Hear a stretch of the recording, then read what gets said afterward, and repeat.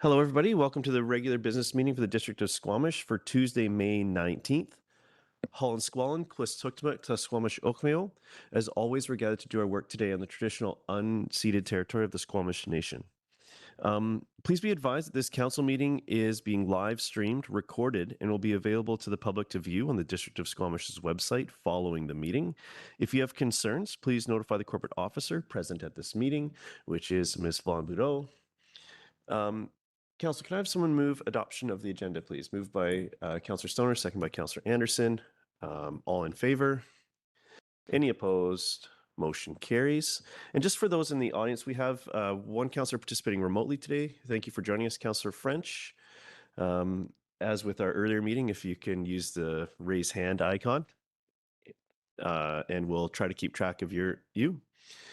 So our first order of business is under delegations and invited presentations.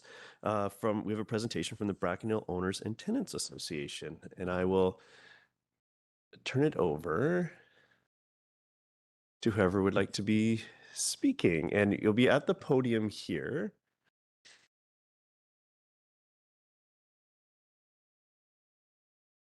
Okay, thank you for coming. The floor is yours. So thank you so much. Good evening, everyone. So as you know, we're here representing BOTA, the Brackendale Owners and Tenants Association, and we've come asking for a letter of support, urging BC Hydro and WLNG to use the existing 500 kilovolt transmission line adjacent to the wood fiber site rather than building a new line through Brackendale. I hope everyone had the opportunity to review our submitted documentation, but I understand you may not have, so we do have handouts if you would like that. We can pass those around. You're okay? Okay. Pass them around? Maybe pass them around. I think we have. I'm just double checking that it was in fact attached to the agenda. So You got it? we have it. We're good. Thank you.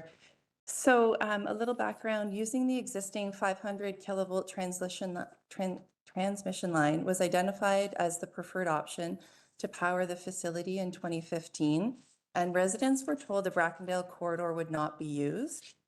After 11 years with no consultation, a new 230 kilovolt capacity high power transmission line was announced in January, running alongside the existing 138 kilovolt line, and it would run through more than 40 homes, Fisherman's Park, Brackendale Eagles Provincial Park, and First Nation land. For many residents, this is an adverse change of course, affecting homes, parks, wildlife habitat, the Squamish River corridor, and raising concerns about long-term EMF exposure. More than 500 residents have signed a petition calling for transparency and reconsideration. In Anmore, BC, a similar proposal was stopped with local government support. We're asking Council to support our request and demand that BC Hydro and WLNG return to the 2015 plan, avoiding the Brackendale route. Thank you. I'll pass it on to Verity. Thank you, Karen. Hello, Mayor and Council, and thank you for listening. As Karen mentioned, the proposed transmission line through Brackendale would negatively impact more than 40 properties and valued community spaces, including Fisherman's Park. Construction, expected to last more than 2.5 years beginning in spring of 2028, would significantly disrupt homes and require the removal or relocation of yards, gardens, sheds, fences, play structures, etc. Residents are concerned about increased noise, traffic, industrial activity, reduced access to outdoor spaces, along with the construction of a temporary access road through the right-of-way corridor. Additionally, this project would have serious and irreversible negative impacts on the local environment, including the loss of wildlife habitat and biodiversity, and disruption to the sensitive Squamish River ecosystem. There are also concerns about negative impacts and disruption to the Aquapsum 19 Ancestral Graveyard, a protected archaeological site under the Heritage Conservation Act. In short, we believe this project would cause irreparable damage to Brackendale's environment, culture, and community. It is seen as especially unjustified given that viable alternative already exists to meet Woodfibre LNG's power needs through the originally proposed 500 kV transmission line across the river. Now I'm going to pass the mic to Diane to share about some EMF information. Thanks, Verity. Health concerns from long-term EMF exposure from high-powered transmission lines cannot be ignored, regardless of BC Hydro's published information stating, these organizations, the WHO and Health Canada, have concluded that low-level electric and magnetic fields, like those from power lines, are not a cause for concern and aren't linked to adverse health effects. Unlike many other countries such as Italy, the Netherlands, and China, which focus on the precautionary principle for public safety, Canada, and therefore BC, do not have uniform legally binding legislation to limit EMFs from power lines in residential areas. This allows BC Hydro to cherry pick information from the WHO and Health Canada that supports their agenda. The WHO, Health Canada, and similar agencies around the world refer to the ICN IRP when developing their guidelines. The ICN IRP's protection guidelines regarding power lines state, and I'm quoting, when people are exposed to low-frequency fields, electric fields and currents are generated inside the body, and they can interfere with the body's own electric fields and current flows that are related to normal biological functioning. It further states, to prevent health-relevant interaction from these fields, the ICN IRP recommends limiting exposure so that that threshold at which the interaction between the body and the external electric and magnetic fields causes adverse effects is never reached inside the body. BC Hydro refuses to acknowledge that human exposure from cramming a second high-powered transmission line within the current right-of-way ensures long-term EMF exposure. Some homes are less than 1 meter from the right-of-way. Therefore, children, families, and pets would be playing and spending time far too close to the lines. Although the new line will be 138 kilovolt, it will be built to allow for 230 kilovolt capacity when needed. At this time, it is unknown if the EMF hazards will be cumulative from the two side-by-side lines, or if they will be mitigated through the engineer's designs. In addition, it's imperative to note that although the ICN IRP has established guidelines, they also state, these voluntary guidelines were developed to address short-term exposure only. ICN IRP determined that evidence for health effects from long-term exposure is insufficient to establish exposure standards. I ask, is the insufficient evidence because high-powered overhead transmission lines are not generally constructed so close to homes, regardless of an existing right-of-way? Prolonged exposure to EMS from high-powered transmission lines is unsafe for humans and pets. BC Hydro must return to its original 2015 interconnection proposal of utilizing the 500 kV line on the west side of the Squamish River, or their number 2 alternative, interconnection from Port Mellon. Thank you for hearing us this evening. We look forward to your support. Thank you.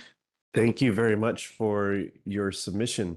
Council, any questions for our guests about what we heard in the presentation or what was included in the package? And the request is for a letter opposing the current plan, which we'll call the 26 plan, and supporting the 2015 plan is the kind of the essence of what the ask is, if I have that correct. I see no hands for questions. I'd be looking for a motion to receive and or the letter piece is where we're trying to work towards. Go ahead, Councillor Pettingill. I would move that we support the letter. So support a letter opposing the 2026 plan and endorse and with support of the 2015 plan as we heard. Yeah, are you seconding that? Great. Would you like to speak to it? Yeah, thanks. I appreciate this, and I recognize there's a right of way there, but I also had I don't know what the word is. I attended the presentation between BC Hydro and Woodfibre, and I was struck by, despite both proponents being there, the lack of the ability to provide answers. And they sort of said, well, that's something the other party can speak to, is standing right there, and they wouldn't. And so I found it incredibly frustrating, as I think many of the people there, to understand, is this really necessary? I pushed Woodfibre representative on, what their plans were for expanding capacity, and was told very directly, there's no plans, no thought of that. And the very next day, we heard a federal minister talking about plans to greatly expand the site. So it's not clear that this is necessary at all. other than to maybe expand the site, which hasn't been approved. And so it feels like a cart before the horse sort of thing. So, maybe if they get a license for much bigger production, then maybe we have to look at this route and we could revisit a letter if we approve it.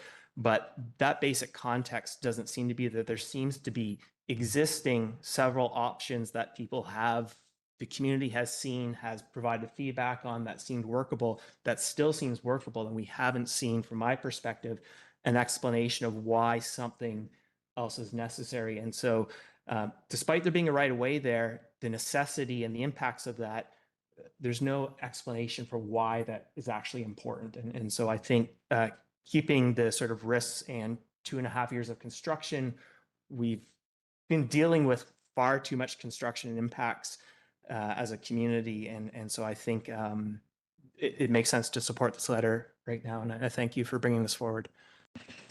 Thank you. Go ahead, Councillor Greenlaw. Yeah, happy to support the resolution. Similar to Councillor Pettengill's comments, I have not seen a clear reason for this change in planning to put it in this right away instead of going with their original proposals. And I do have concerns around the potential long-term health impacts. At the very least, I feel like our community has not been informed about the lack of health impacts, should that be the case. And I do feel like there needs to be more coordination and collaboration and communication with our community should they decide to change their plan, or should they pursue this this plan that they're now proposing. But I see no reason to put our residents in distress this way. Thanks. Thank you. Other comments on this? Councillor Anderson. As I understand it, the motion is to write a letter of support for the Brackendale Owners and Tenants Association, rather than writing a letter asking BC Hydro some questions, such as regarding their reassessments of potential routes since 2015, as has been highlighted in the briefing we've received, and regarding alternate routes. Unless it's the latter, I'm inclined not to support this motion.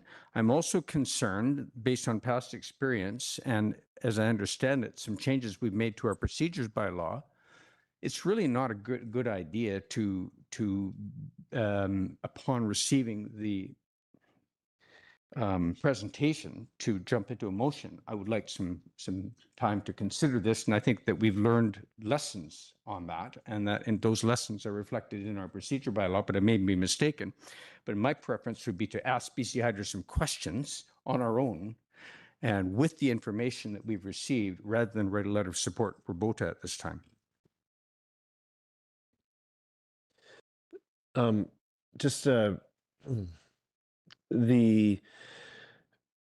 We can amend the motion. The motion right now is to, at a very high level, and we haven't wordsmith this, is to oppose the 26 plan and endorse the 2015 plan.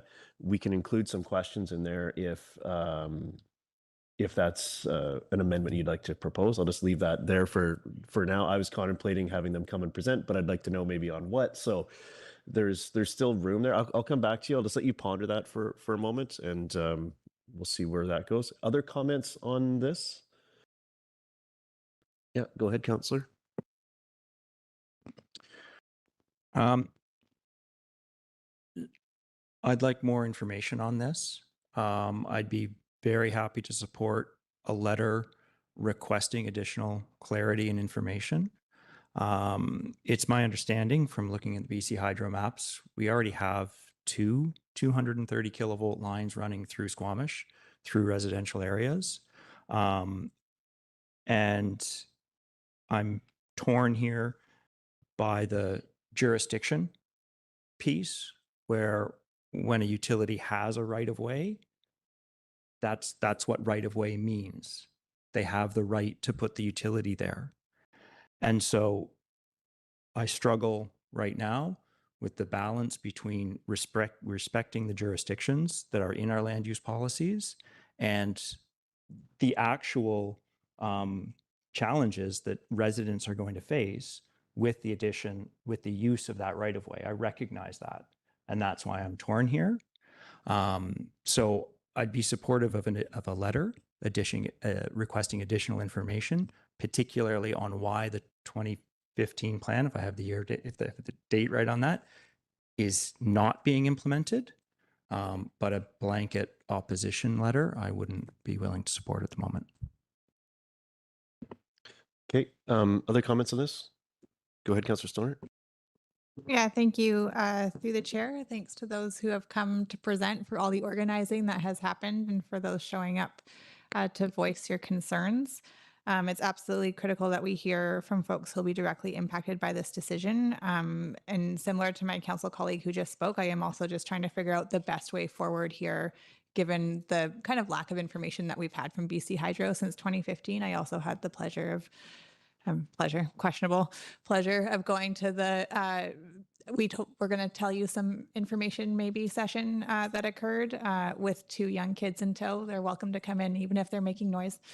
And so I think that, to me, I'm challenged to just write a blanket letter of opposition at this point, because I don't actually understand what the trade-offs that are being made are from BC Hydro and what the driving force is in this decision.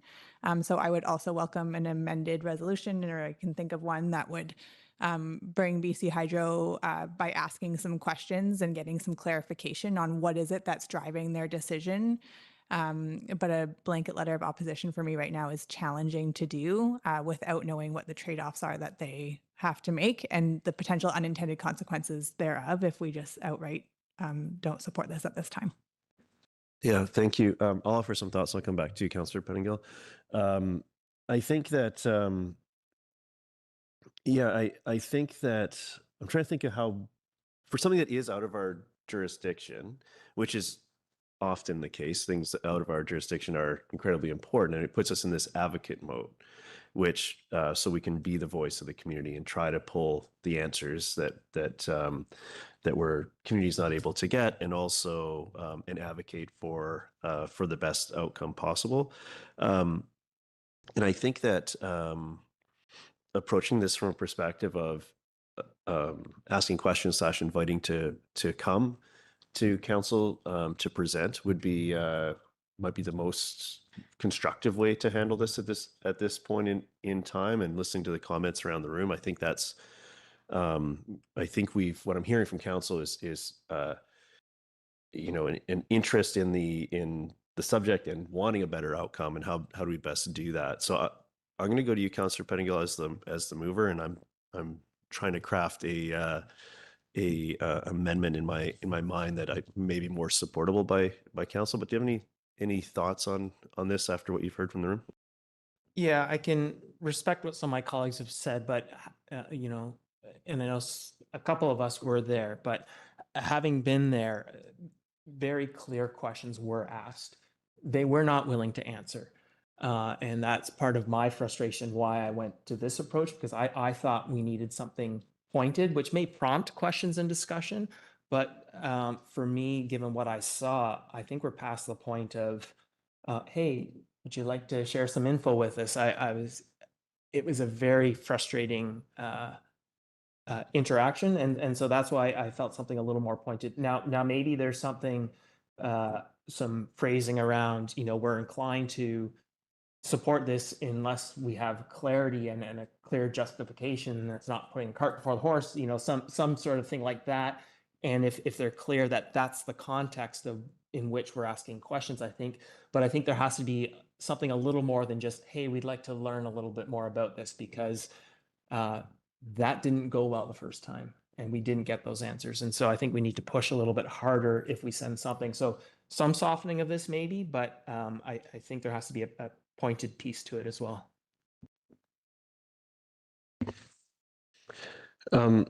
I'm sorry. This is one of those odd. The structure we have here at this point. This conversation is just for council. Unfortunately, it's a weird process, so thank you. I'm going to propose an amendment that that council write.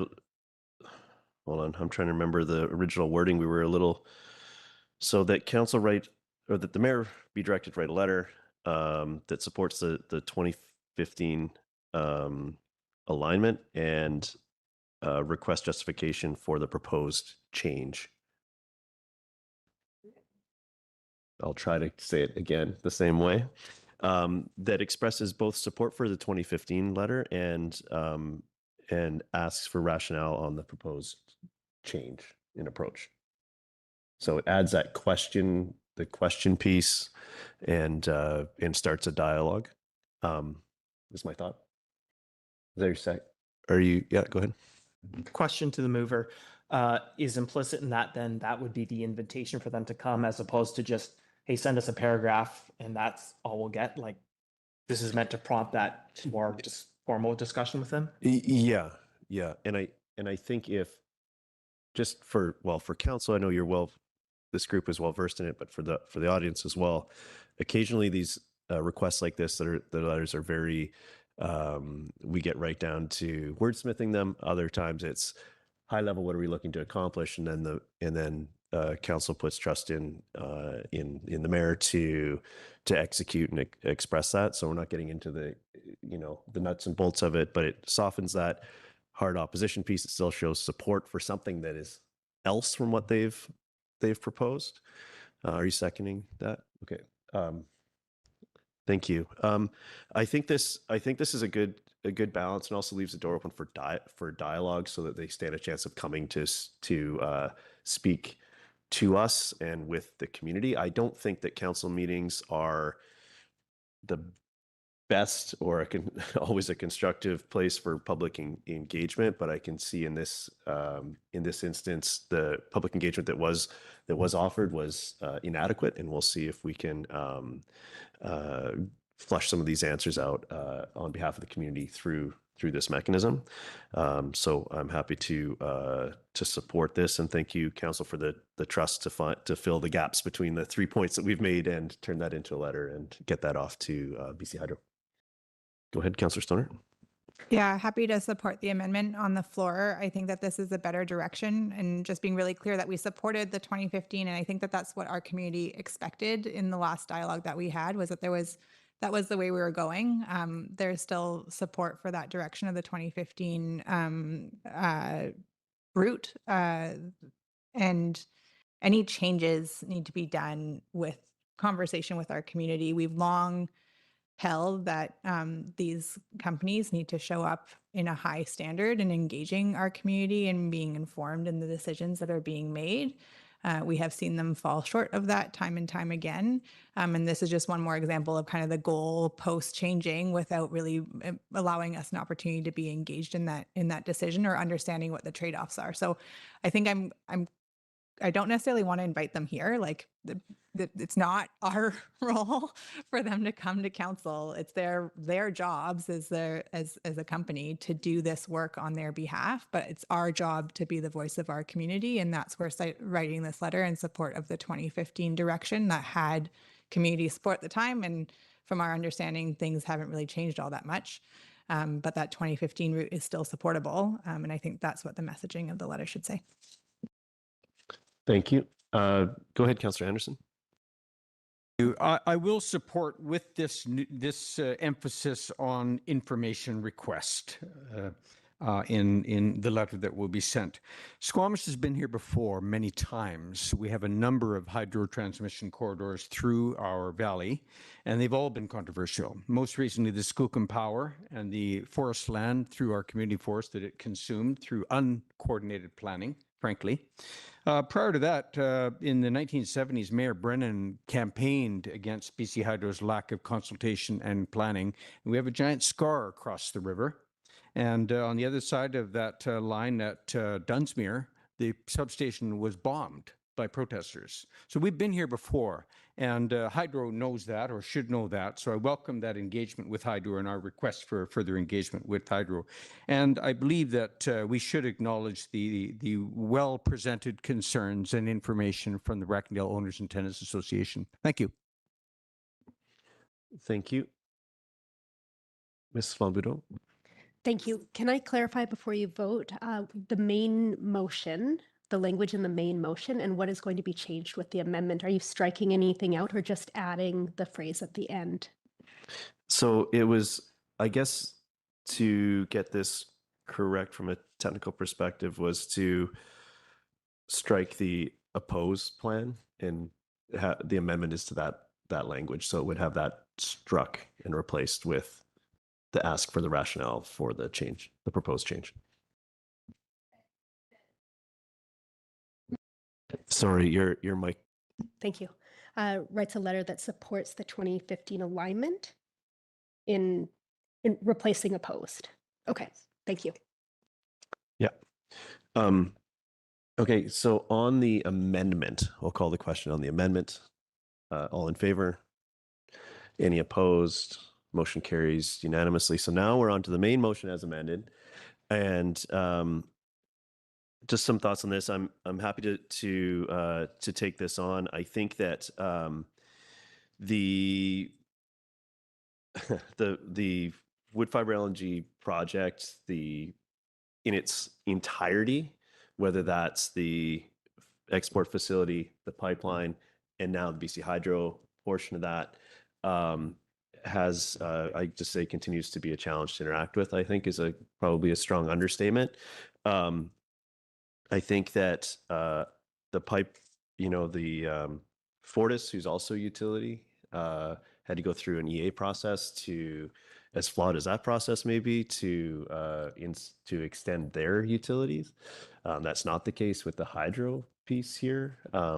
And I think that broadly living up to commitments to community is something that is very important and should be valued by these large operators. So we'll take this on and see what we can do to hold the feet to the fire and get some answers for community, and ideally at least understand the trade-offs that we're contemplating, and hopefully impact the course that this project is on at this point. Last word to you, Councillor Pettingill.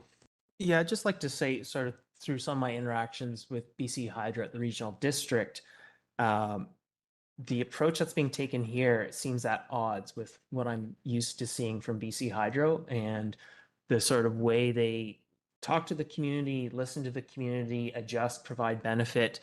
What I've seen so far in this project is strange, quite frankly. So I don't quite know what's going on there. So I hope BC Hydro maybe can speak to some of their colleagues and understand better how things can move forward in a better way.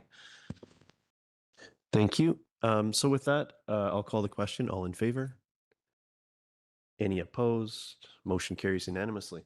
Thank you so much. And just so you know that the letter, once it's sent, will appear on a future agenda, so for the public record, and you'll have copies and so on. Okay, Council, we'll move on with our agenda this evening. We're on to item 4, which is unscheduled public attendance. So if anyone has a matter that's emergent in nature and needs to be heard by Council prior to our next regular business meeting in 2 weeks, this would be your opportunity to present yourself.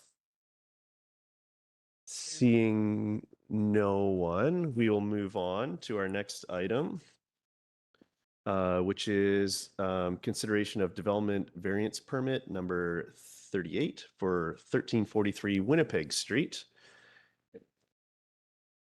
And maybe we'll just take, I don't see the staff for this yet, so let's just take a quick 5-minute and we'll get staff set up, and we'll get underway. So 5-minute recess. Make it 6. We'll be here so 6:35.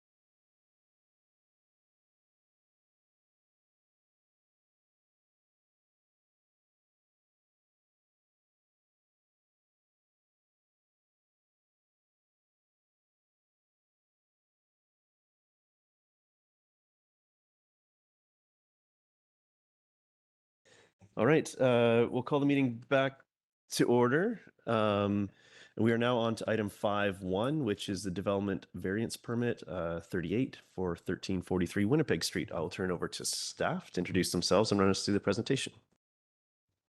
Thank you. Good evening, Mayor and Council. Phil Gibbons, planner with Community Development, and I have Asia Phil, acting manager of Development Planning, and Jesse Fletcher, acting general manager of Community Safety and Development.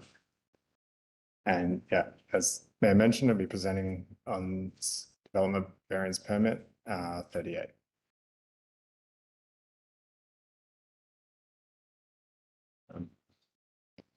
The subject property labeled on this map as proposed store is located at 1343 Winnipeg Street in the downtown core on the corner of 2nd Avenue and is currently developed with an existing retail store.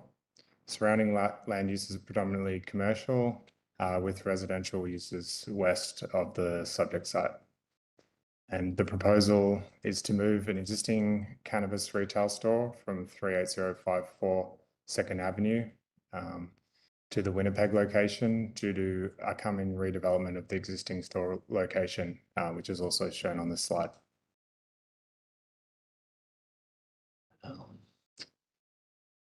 The development variance permit proposed to vary the distancing requirements between cannabis retail stores from 300 meters to 210 meters. And that's edge of parcel to the edge of the parcel.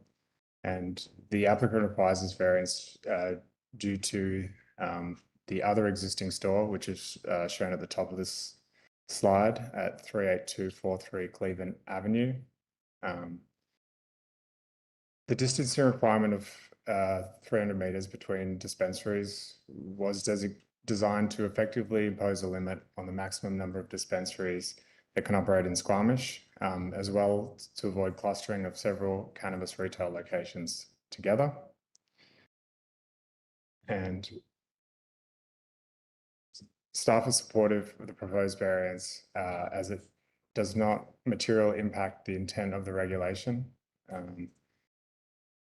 This variance does not create an additional store. It is a relocation. The 90-meter reduction in separation maintains the existing theoretical cap on the number of cannabis locations that may locate in the downtown area, and the walking distance between stores will continue to exceed 300 meters. Public notification for this permit, a sign was placed on site. The application is listed on the district website. Notification was sent to properties within 100 meters, and no request for a public project information meeting were received. 2 written comments were received from the public and a referral response from Vancouver Coastal Health. All 3 of these written submissions were objecting to the proposed variances. Concerns raised include that the variance defeats the intent of the bylaw and is precedent setting, and the applicant's circumstances do not meet the bylaw variance test and the negative impacts on the neighbourhood. And the staff recommendation is that council authorise the issuance and execution of Development Variance Permit 38. Thank you. Okay, so council, questions at this point in time? And just to orient everyone, sorry, I forgot to start my spiel, is that the proponent and the public will be given an opportunity to comment on this. First, we'll see the presentation, which we just had from staff. And there'll be a round of council questions, and then we'll launch into the public participation portion. Council questions? Go ahead, Councillor Stoner. Yeah, thank you. Through the chair. I'm assuming that because the existing site is likely about to be demolished and renovated or constructed with something else, that the existing store will no longer be there. Can I just confirm that that is the case? Like this, there's no opportunity for that addition, like this isn't an addition of a store, it's really just a transfer of location? Through the chair, that is correct. It's a relocation. Okay, other questions, council? Councillor Hamilton? Is there a variance on the existing location? Any kind of distance variance or any variances at all on the existing location that would continue to exist after the business moves? Through the chair, the existing location did not require any variances to occur. Once the new location is established, the existing location would be within 300 meters and would no longer be permitted. Yeah, go ahead. I was curious if the existing location was in place prior to the other stores being opened in 2018 and 2019, or if this one came afterwards.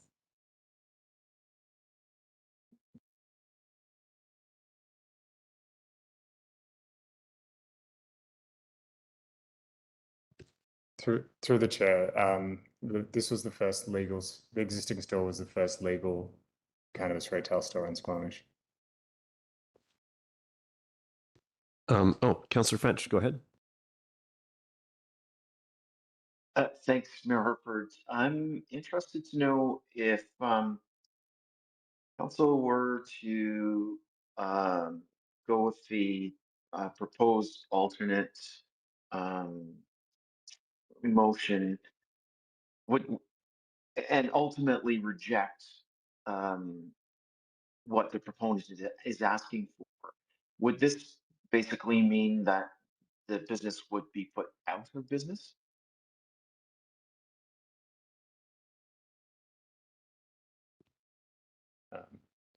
Through the chair, it would mean the business would not be able to operate at the proposed location. I can't comment on whether they would be able to find an alternative location to this.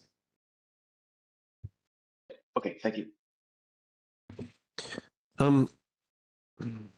We've had there was a cannabis retail just to the south of us here, just on from the library. I don't remember the process to establish that. Was that did that require a variance, or is that what the 300 meters from the existing would look like? I'm just trying to orient myself here. Can staff provide any context on that? I know we're taking a bit of the discussions had a couple history questions here already. It was an artisan building, I think.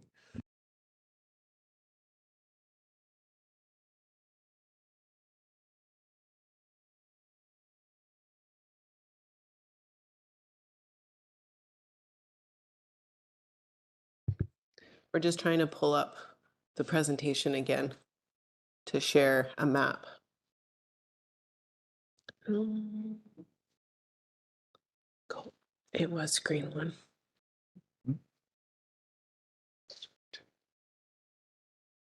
Yeah. Okay. So here you can see a map put together showing the 300 meter buffer zones. The area highlighted in red is essentially area that would, if this variance was approved, would become available, I guess, for an additional cannabis store.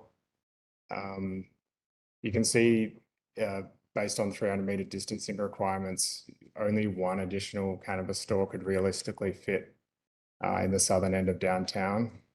So you could see one more cannabis store downtown, but no more than that, regardless of the variance or not.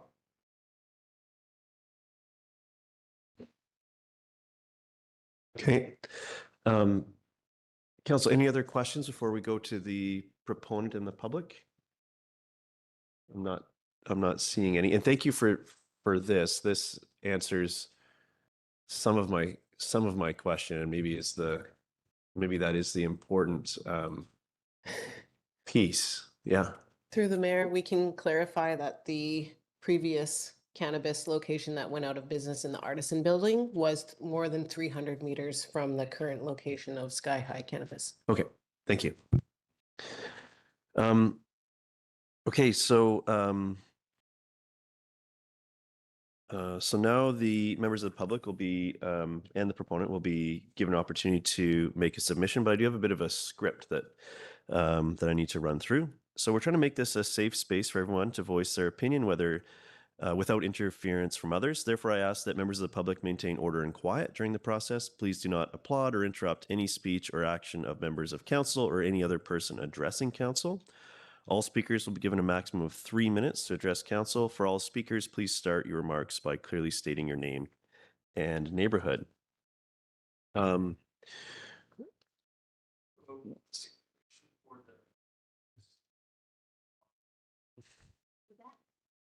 Haven't had that happen before.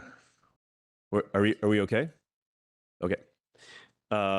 So we always save space in these processes for an official from the Squamish Nation if they wish to speak, and we do not have an official from the nation here this evening. So then I'll go to the applicant if the applicant or the representative would like to comment, after which will be everyone else will be given an opportunity to speak.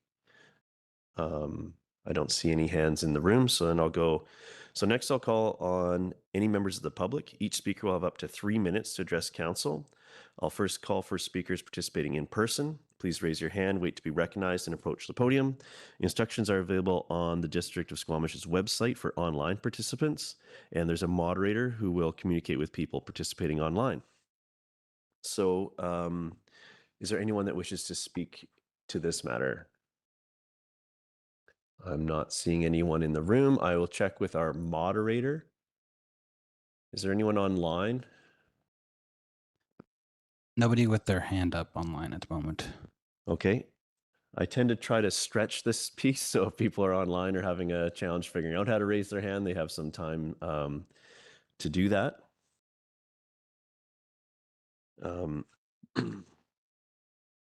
This is me buying our moderator some time. I'll look for a signal if there is anyone online. So, Council, before I go into the closing remarks of the public participation piece, are there any questions that are starting to form in your mind as we grapple with this? Seeing none, I will now call a final time for speakers. And seeing none, the time for public submissions is now closed. Council, is there any additional information the planning department may provide in response or in support of this? No? Okay, so council, we're back to the recommendations are in the agenda. Are we ready for a motion? Go ahead, Councillor Hamilton. Yeah, I'll move the staff recommendation. Thank you. Is there a seconder? Second by Councillor Stoner. Go ahead. Yeah, thanks very much. This seems like a situation where we are able to grant a variance that upholds the spirit of a bylaw while not upholding the letter of the bylaw. And in my mind, that is what variances are for. The spirit of the 300-meter radius was to reduce the density of cannabis retail within our downtown, and this variance does not increase the density of cannabis retail in our downtown and would not allow any reasonable or a reasonable extension of the density. So I think that it's within the spirit of the bylaw and worthy of a variance. So I support the variance. Thank you. Councillor Stoner. Yeah, thank you. Through the chair, I think I follow in line with much of my council colleagues' comments around the spirit of granting this variance, really being trying to uphold the original intention behind the zoning bylaw, that is to reduce the density or the number of these types of cannabis stores in our downtown core especially. I think that it's unique to think about kind of the history on this one, given that the site the store has been active since 2018. It's actually previous council's decisions to vary this bylaw for other permits that has actually made it more difficult for this one to move to the proposed location. So it was a decision that we made in 2019 to vary the permit for number 151 that allowed a store slightly closer. And so this is a little bit of not necessarily backtracking, but ensuring that the decisions that we're making along the way actually allow for a fair approach to our regulatory system. And so I will support this, knowing that it won't actually increase the number of cannabis stores in the downtown core, because I think that is the core component that we're trying to safeguard. Thank you. Councillor French, then Pettingill. Thanks, Mayor Herford. I support the motion. This is a situation where the operator is in a building that is about to be redeveloped. And I commend this operator for finding a location that is relatively close to the current location and really is requiring a fairly insignificant variance. This isn't a huge change with moving their operation a block or so. So I find this to be logical and completely reasonable. Thank you. Councillor Pettingill, then Greenlaw. Yeah, thanks. I won't be supporting the motion. For me, the Vancouver Coastal Health letter is compelling. And I did not support the variance in 2019. And so I'm, I think, being consistent and not supporting this one either. It is pretty clear from BCH that we should be taking advantage of opportunities to reduce the density, which would be the effect of denying this, at least temporarily, and then we could maybe look at further adjusting our bylaw. But the evidence they seem to be communicating is not that we should be maintaining a density. If anything, we should be lowering the density. And it strikes me as strange that we would sort of rule contrary to Vancouver Coastal Health. I understand this is a complex topic and we're sort of only scratching the edges of it here. But I think with what's before us, I can't support this. Thank you. Thank you. Councillor Greenlaw. Thanks. I'll be supporting the motion on the floor. For me, one of the things that's important here is that we're talking about well-established businesses. So I'm not concerned that this business is going to be infringing too much on the existing business that is within 300 meters. And when it comes to increasing density and number of establishments of cannabis stores downtown, like the staff slide was pretty useful in showing that it's unlikely that we're going to have significantly more cannabis retail shops downtown. And I think I think it's not a significant change in operations for either this establishment or the other one to move one block north. So thanks. Thank you. Councillor Anderson. Thank you. I will not be supporting the staff recommendation. I guess there's first of all, I do support, and as with my colleagues, the thrust and goals of the current regulation with respect to density of cannabis shops. I feel that the 300-meter separation variance on this it should be. I would prefer to see it addressed in policy review rather than this variance application. I'm also influenced by the concerns raised by competing business owner Mr. Fred Hamill regarding level playing field, as he is related in his letter. Thank you. Thank you. I'm speaking in support of the motion. I think this is really quite a minor change from what's occurring today. When these regulations were brought in, I think there was a sort of an assumption that there'd be cannabis retail, or there's a risk of having cannabis retail on every second storefront or something like this, and we've seen some attrition in the space with the folks that were operating in the artisan here, weren't able to make a go of it. Small business is hard. We have an established small business here that has been displaced because of redevelopment, and I think the change, when you look at the actual, I know the regulation is to the property line, but when you look to the actual unit, was much closer to it's not as large of a variance as presented if you look at it that way. I know that's not the letter of the regulation. It still doesn't quite meet the 300 likely, although it looks like it's right on the edge of that, if I have my bearings right. So this is a minor change and does not increase the number of retailers. And I think that's a distinct difference from the others that we've heard about and received correspondence on. The Vancouver Coastal Health piece I thought was actually quite interesting and it just really highlights the complexity of regulating this versus liquor licenses or other things that really do fall to another agency. So this is still a piece I think that needs to be ironed out.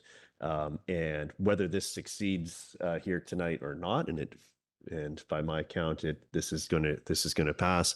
I think that some further work is required on cannabis retail licensing overall, and our role in that. But I'll be supporting the motion. And with that, I'll call the question. All in favor? And opposed? Councillor Anderson Pettingill opposed. Motion carries. Thank you so much. Council, we're on to the consent agenda. Is there anyone who'd like to pull anything from the consent agenda? Lots of hands. I feel like we may not have a consent agenda left. Councillor Stoner, then Anderson. I'd like to pull item 6B1, please. Okay, that's fine. Councillor Anderson. Yes, I wonder if we could pull B3 and 4. They are respectively the UBCM 2026 resolutions disposition and the provincial responses to the 2025 UBCM resolutions. Thank you. Thank you. Councillor Greenlaw? Yep, we're good. Anyone else? No other takers. So we'll deal with those items in their appropriate spot on the agenda. Could someone move the remains of our consent agenda? Moved by Councillor Stoner, second by Councillor Hamilton. All in favor? Any opposed? Motion carries. Thank you. Yeah. Sorry, to the chair, I just wonder if we could actually vary the agenda to deal with the correspondence, as we have some folks in the audience who are here to listen to that. Oh, yeah. Okay. Thank you for that. I'm assuming you're referring to 6B1. So I'll move that we vary the order of the agenda to deal with 6B1 prior to, we'll just say immediately. And you're seconding that, Councillor Stoner? Thank you. I'll call the question. All in favor? Any opposed? Motion carries. That was an opposition, was it, Councillor French? You're good? Yeah, I support. Yeah, just making sure I don't get caught with a leg or something. Okay. Would you like to speak to it? Yeah, thank you. Through the chair, this is a letter, some detailed correspondence between some community members and our staff with regards to the American flag that's currently in Brennan Park at the arena. From my understanding of the correspondence, this is something that is up as a result of hockey season. And the request is that the flag be removed in time for the graduation ceremony coming up in June. So I would like to make a motion that we direct staff to take the American flag down. And if it's seconded, I will speak to it. Seconded by Councillor Hamilton. Yeah, thank you. Through the chair, this is not typically something that we do wading too far into the operations of our organization, but I feel like there's a political component here that is important to address, that I just don't think we need to wait necessarily for the flag policy to be in place, that I would like to see the American flag taken down. I understand that we have it there for hockey season because we have some American teams that play in our hockey pool. But in time for graduation, I think it's important that that get removed for the families who'll be celebrating commencement at that time. I was going to propose an amendment, which would be that it's removed for the event and reinstalled I don't know if that was the intent or not, but that'll be my motion or my proposed amendment if it's seconded. Be reinstalled at the start of hockey season. I would say after the event, but after hockey season or in time for hockey season gets a second from you, Councillor Stoner. Okay, so just on the amendment, I think this for me is a event specific piece, and we've got folks operating a very important community event there that wish to have this change done, and it's something that we can do. But I think that in that broader sense, I do think we should have a specific conversation about flags as a community going forward. So bring back to where it was after this event, sometime between the end of this event and hockey season, makes good sense to me and allows that more fulsome conversation before a permanent decision gets made at this council table. Councillor Pettingill. Yeah, I would, to be honest, oppose the amendment. I think there does need to be a bigger discussion on flag policy, but I think to have both flags up as the starting point is a bit counterintuitive to me. My understanding from the correspondence is there's maybe 2 games in the whole season. And so I just, for me, I prefer the original motion. I think that's cleaner as a starting point. Okay. Any other comments on the amendment? Seeing none, I'll call the question on the amendment. All in favor? Any opposed? Okay. Councillor Pettingill, Hamilton, Stoner, Greenlaw. Sorry, can you clarify your vote, Councillor? Well, sorry, can you just repeat the amendment? The amendment was to have it reinstalled following the event in time for hockey season. Okay, I'll oppose it too. Councillor Greenlaw opposes. Motion fails. Okay, so back to the main motion. Go ahead, Councillor Hamilton. You're next. Yeah, thanks very much. I think this motion makes a lot of sense. Thank you for bringing it.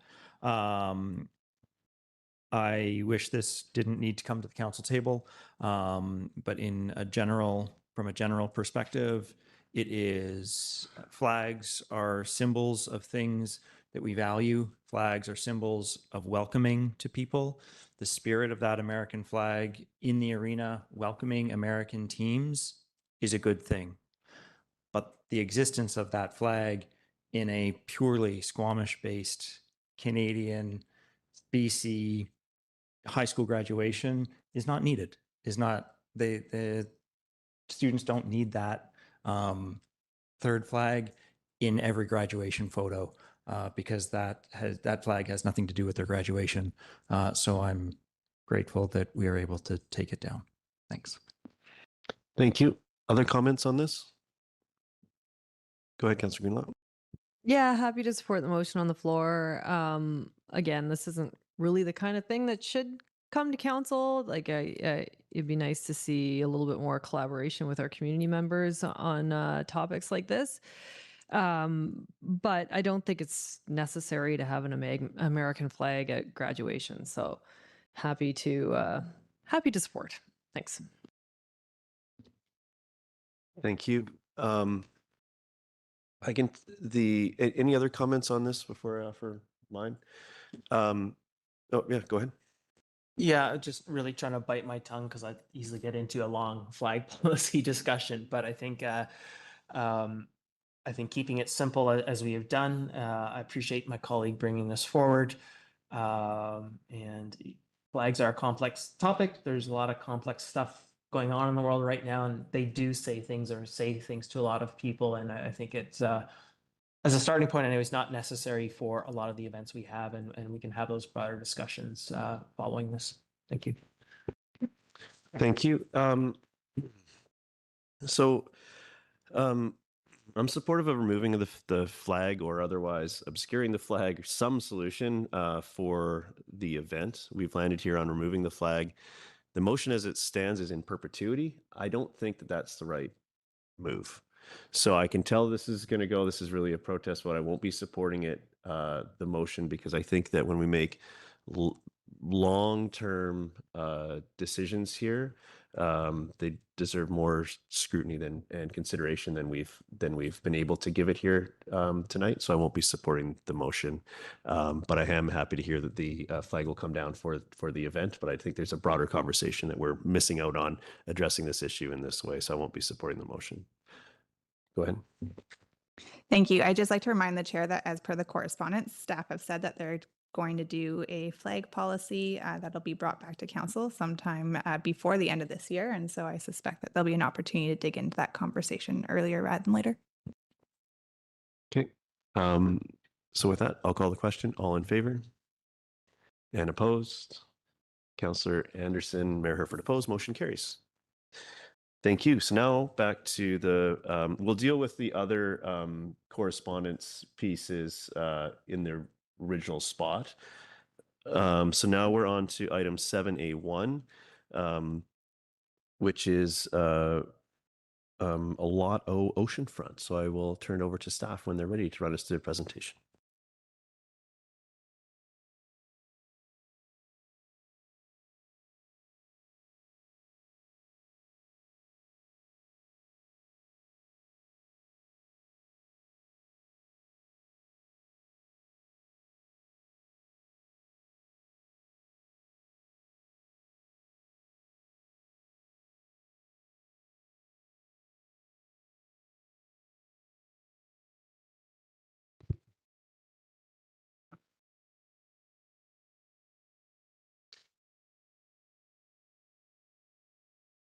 Good evening, Mayor and Council. My name's Asia Philp, planner with the Community Development Department. Tonight, I'm presenting amendments to the zoning bylaw for the oceanfront lands phase development agreement for consideration of first and second reading. Sorry, amendments to the zoning bylaw and the phase development agreement. For background, Council adopted amendments to the official community plan, oceanfront phase development agreement, and the zoning bylaw almost a year to the day, May 20th, 2025, at the regular council meeting. These three bylaw amendments collectively permitted a mixed-use development consisting of primarily light industrial uses and residential rental, as well as a dedicated childcare facility and an art center on Lot O of the Oceanfront Peninsula. The subject site is located at the southwest corner of the oceanfront. It's bounded by the Cattermole Slough and the Squamish terminals, the Carbon Engineering Demonstration Center to the north, and 3 undeveloped parcels to the southeast, including approved development permits for an office building called Office 1 and for a mixed-use building with commercial at grade called Residential 1. As part of the previous OCP phase development agreement and rezoning applications, a 1.15 floor area ratio maximum and a 207 rental housing unit limit was included in the density regulations for Block C and C1. The unit maximum was based off of a preliminary design that had not been fully refined at the time. The subject phase development agreement and zoning amendment bylaws propose to delete the 207 rental unit maximum from the density regulations and instead rely on the 1.15 floor area ratio maximum for residential rental tenure use in order to regulate density. The amendments will allow for an additional 42 rental units to be included as part of the development proposal. No other amendments to the existing zoning are proposed.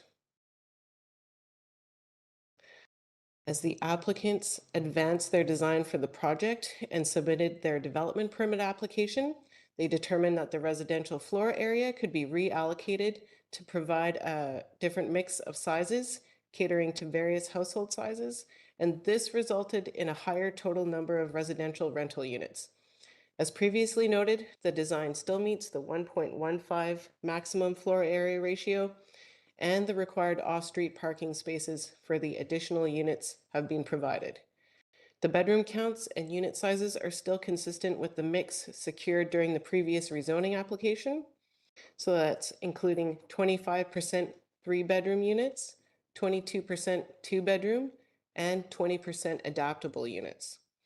The rezoning does not trigger the rezoning application alignment with official community plan policy, as all of the units will be secured as market rental housing in perpetuity. The Local Government Act requires that a public hearing be held after first reading but prior to third reading for any major phase development agreement bylaw amendment. The Local Government Act also prohibits public hearings for zoning bylaw amendments where there's an OCP in effect for the area, subject to the zoning bylaw, and the amendment bylaw is consistent with the OCP. And the sole purpose of the bylaw is to permit a development that is in whole or in part a residential development, and the residential component of the development accounts for at least half of the gross floor area of all of the buildings proposed as part of the development. So the zoning bylaw amendment proposed tonight meets this criteria, so no public hearing is required for the zoning bylaw amendment. A public hearing is required for the phase development agreement amendment. To inform the community per policy, the application was posted to the district's development review. A development sign was posted at the site. No comments were received and no project information meeting was held. So staff are recommending first and second reading for zoning bylaw amendment 3221, as well as phase development agreement amendment bylaw 3222. And I'll turn it back to the chair for questions and comments. Thanks. Thank you. Council, questions?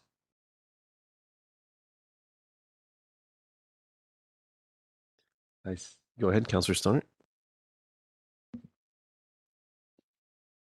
Thank you, through the chair. Just a technical question to kick us off. The report speaks to 2 existing approved development permits, one for Office 1 and one for Res 1. If I remember correctly, those were approved in our past council term, 2022, 2021. It was my understanding that DPs only last for 2 years. So are they still valid development permits? Thank you, through the mayor. Those DPs are still valid. They weren't issued until recently. So it took multiple years to get the many legal agreements in place on those development permits to allow them to be issued. And once they're issued, then they do expire within 2 years. So when do we deem a development permit as issued? I thought that was when it was approved by council. Thank you, through the mayor. A development permit is approved by council and then issued following the completion of conditions that might be associated with the development permit. So for example, there are often covenants that need to be registered or flood reports or statutory right-of-ways. And all of that needs to be done prior to the DP being issued.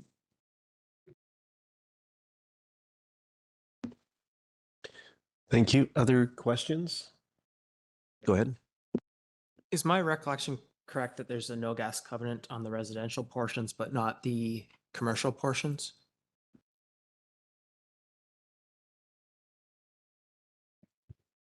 Through the chair, that is correct. You touched on this in the presentation, but the unit mix here, when I at first glance with this, I was concerned that we're giving up a bunch of variety for a higher count of studios, but that wasn't, or something like that. But you're saying that's not the case. This still meets the policy around an certain assortment of unit sizes and so on. And I'm just having a hard time squaring those. Can you speak about that a little bit more? Yeah, through the refinement of the plans, their architect team was able to find various efficiencies and rejig layouts for more efficiency. And they've mostly added studios, but they've also added more of all different types of sizes of bedrooms. Okay, and when you spoke about it in the presentation, it said that it met the unit mix that was agreed to in a different, in a previous piece of the process. Was that substantively different than what we'd expect to see across the community in some way, or was that just a different choice of phrase to describe that? Yeah, through the chair, there is a little bit of a discrepancy in that they exceed our 3-bedroom policy of 20%. Okay. That's helpful context for me. So thank you very much. Councillor Stoner. Yeah, my other question was just, it feels like it's not common that we include unit numbers as a measure of density in our zoning bylaw. We typically just do that through floor area ratios. Can staff just confirm if that is accurate? And if so, why we included a unit number here as opposed to just the FAR? Thank you through the chair. As the planner on the original rezoning, I had necessarily added a unit count to that. So more of a, typically when we are doing a rezoning and it's custom, we try to ensure that what we're seeing is what will be in the final build product, but it is not typical to include a unit count. So, administrative overzealousness might be the right word there. Okay. So does anyone else have questions at this point? I'm through my speakers list, so we could be on to consideration of motions. I'm going to go ahead and move the staff recommendation. I'll speak to it. Thank you, Councillor Hamilton. This makes good sense to me. I was earlier in my question, I expressed sort of what my concerns were going into this, and hearing that this exceeds our number of 3-bedroom units and still has the variety that we would expect, or exceeds our expectations that way, makes this very supportable for me. This glitch in the system, I'm going to call it, and it's not our system, it's the provincial regulations around the phase development agreement needing a public hearing, but not the rezone, being forbidden from having one on the rezoning. This is a strange quirk and needs to be cleaned up by, but that's a provincial matter. We will keep we will keep moving forward, and hopefully the province catches up to us, because this does feel a bit absurd of a process, but we'll do the process. So I'm happy to support. Thank you for all the work on this. Go to you, Councillor Hamilton. Yeah, thanks. In support of removing these 9 words and perhaps 20 syllables from the zoning bylaw, words that don't normally exist in our zoning bylaw, limiting the number, exactly the number of units. I think that practice of not limiting exactly the number of units, but using density is good practice, because as we know, at rezoning, we're not doing detailed design work. So, yep, I think this change makes sense because it meets all of the other criteria that normally appear in a zoning bylaw. Thanks. Thank you. Councillor Stoner. Yeah, I will be supporting the motion on the floor for the requested changes in the zoning and the first 3 readings of the changes in the phase development agreement. I think it's important to note that we don't have a development permit in front of us this evening, that will be forthcoming in terms of the form, character, final unit mix. All the details around that come at a later phase. Similar to my council colleague who just mentioned, in our zoning bylaw, it is unusual that we secure the specific number of units, that I think as long as this is meeting the intent of the floor area ratio and the density that we had previously discussed in full when we had multiple in-depth conversations around the rezoning, the original rezoning for Lot O, that I think that this still is delivering on the intent of those conversations and the agreement previously made. I've got, Councillor Anderson, and then Pettingill. Thank you. So the waterfront employment area that's under consideration here had 2 intentions originally. It was to serve as a buffer to neighboring industry, and it was to satisfy a general community and district council goal of reserving land for water-dependent uses. So we've had new information has since been brought forward, leading to a change of land use plans for the waterfront employment Block C, what we're dealing with here and what we've already dealt with the last time around. Regarding the buffer intention, the phase development agreement includes an industrial proximity covenant. That's not the label of it. I think it's simply called an industrial covenant. It was viewed as inadequate by adjacent waterfront industry, and it was the subject of 5 months of vigorous debate and through 4 public hearings during 2015. So in light of this, I support that we are going to be holding a public hearing on the phased development agreement amendment. I think that's only appropriate. People may have forgotten that episode. It's not something that neighboring industry have forgotten, and I would hope that they would take the advantage if they do have concerns to come forward. We are, after all, here increasing the density in an area that the original plans was not supposed to have residential. Thank you. Thank you, Councillor Pettingill. Yeah, thanks. I believe I didn't support this last time around, and my concern was, at least in part, the lack of no gas covenant on all uses. And for me, that's still a stickler. I think we're at second reading, so I will support this going forward. I think this change makes sense.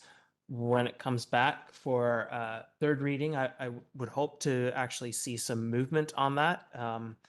I think we've seen this proponent do some creative and forward-thinking things, and that I would hope that we take this opportunity to do that. So I'll leave that comment there and support this for tonight, and hopefully can see this going forward with my support at future meetings. But I guess we'll see. Thank you. Thank you. Any other comments? Seeing none, I'll call the question. All in favor? Any opposed? Motion carries unanimously. Thank you so much. Council, our next item is 7B1, the Garibaldi Estates Neighborhood Plan Zoning Implementation. I'm going to suggest we take a recess in advance of that, as I expect that to be a in-depth conversation. So let's take another just a 5-minute break, and we'll be back, and we'll take that on at that point in time. Thank you. So we're in recess, 5 minutes.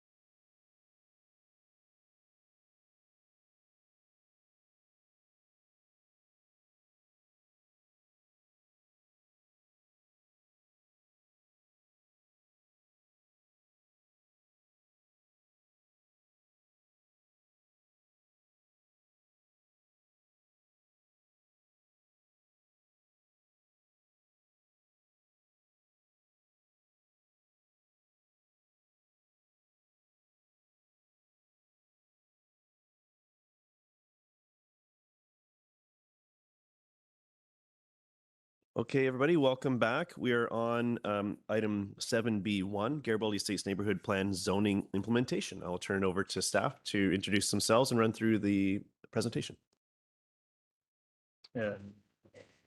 Thank you, Philip Gibbons, a planner with Community Development. I'm standing in today for Brian Daly, who is unfortunately injured and unable to make it. And I'll be presenting on bylaw readings for the implementation of the Garibaldi Estates neighborhood plan.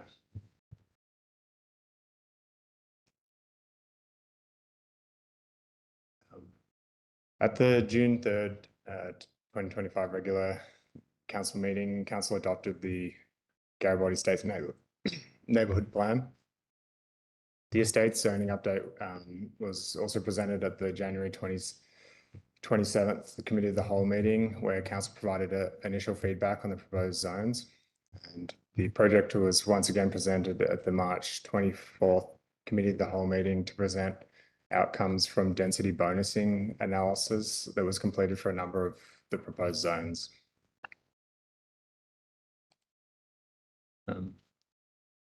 Staff have drafted the zones for the estate's neighborhood plan area based on the various land use designations identified in the plan. Each area has its own zone to provide relevant regulation and uses for the area. Along Diamond Head Road, south of Diamond Road, you have mixed use, as well as along Tantalus Road. The remaining areas are residential. And as this project has been previously presented to council a number of times, the remainder of this presentation is going to focus on the changes that have been made since the previous council feedback. Staff have made the following amendments to the zoning bylaw since it was last presented on January 27th and March 24th.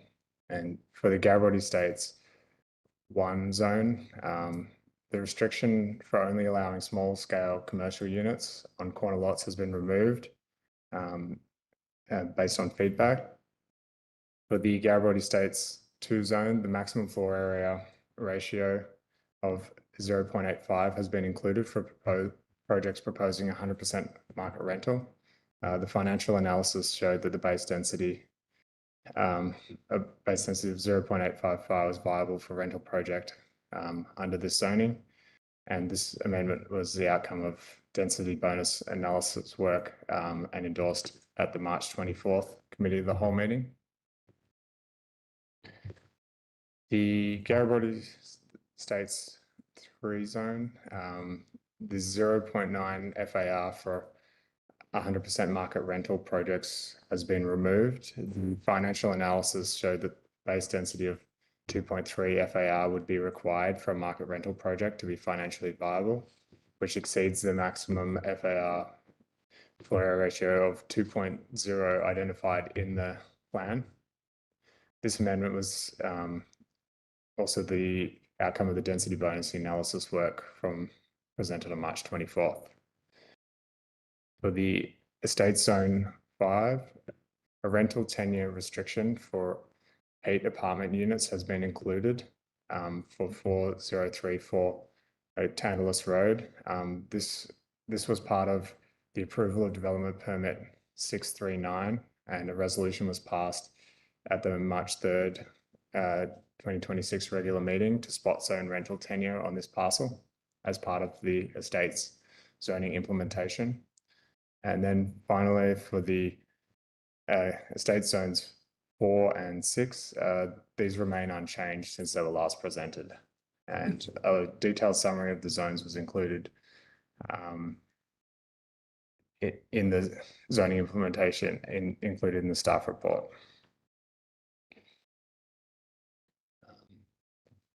At the March 24th committee meeting, council asked about the potential impact the proposed Garibaldi Estates pre-zoning may have on property assessment for affected parcels.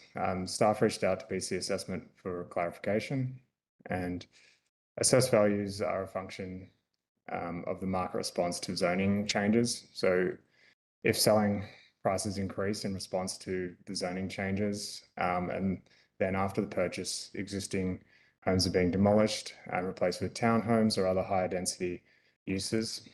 Then BC assessment uses that as an indication when assessing similar parcels. Similarly, if selling prices stay flat in response to the zoning changes and large improved parcels continue to sell as a single building lot, the assessment will continue to reflect the same. And for engagement, staff implemented the informed level in the IAP2 participation spectrum. In-depth engagement was undertaken as part of developing the neighbourhood plan, and implementation directly reflects the proposed provisions within the plan. A project page was posted on the district website, and notice of bylaw readings was undertaken in accordance with the Local Government Act requirements, and no public hearing is permitted also for Local Government Act requirements. And finally, the recommendation is that recommending 3 readings for all of the 5 bylaws related to the Garibaldi Estates zoning implementation project. Thank you. Thank you very much for the presentation. Council, questions?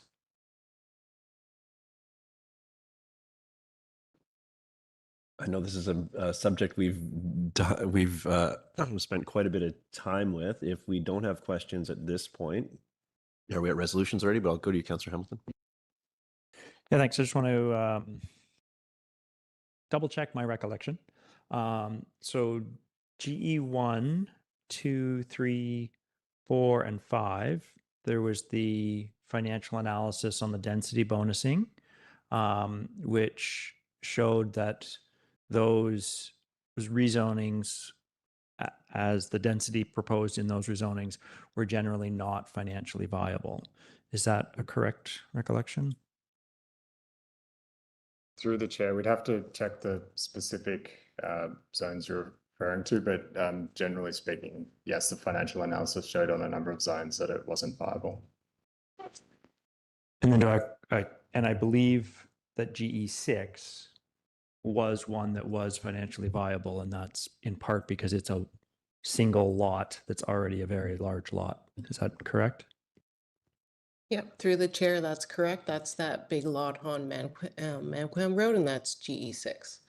I believe it's GE2 that also has the density bonusing for rental tenure built in as well. That was the other one that was found to be viable. Thank you.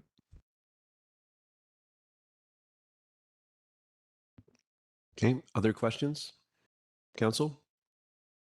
We do have the recommendations before us if we're there. These can be, I'll check with legislature. We can do these all together. Do they need to be moved individually?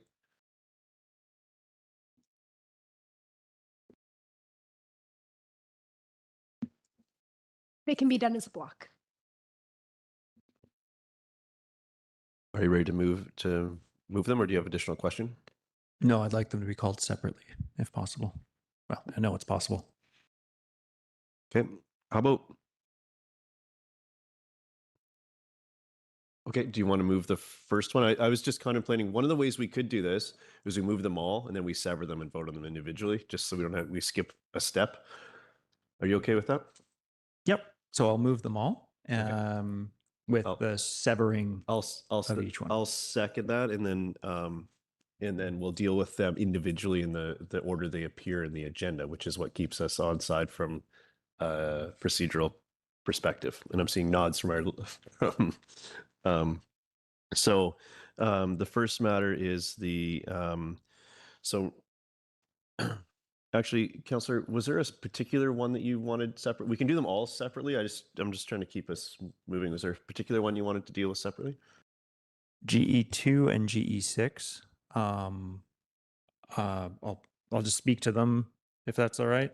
I'm happy to support those two, whereas the others I'm not going to support. Okay, let's we'll just do them individually as we go here. Thank you for that. So we'll So the first one is the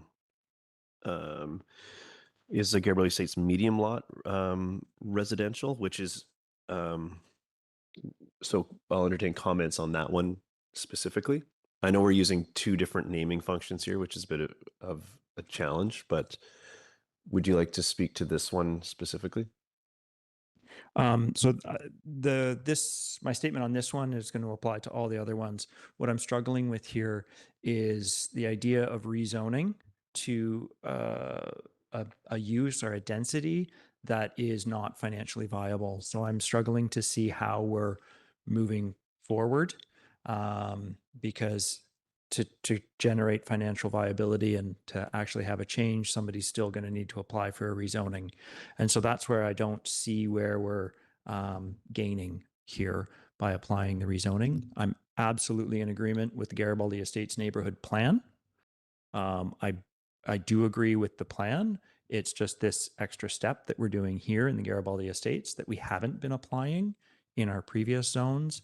And I don't see us doing this systematically throughout the whole community, that I see Garibaldi Estates being left in this somewhat awkward end point of a neighborhood planning process that's going to exist in zoning differently than it exists in planning for the rest of our community.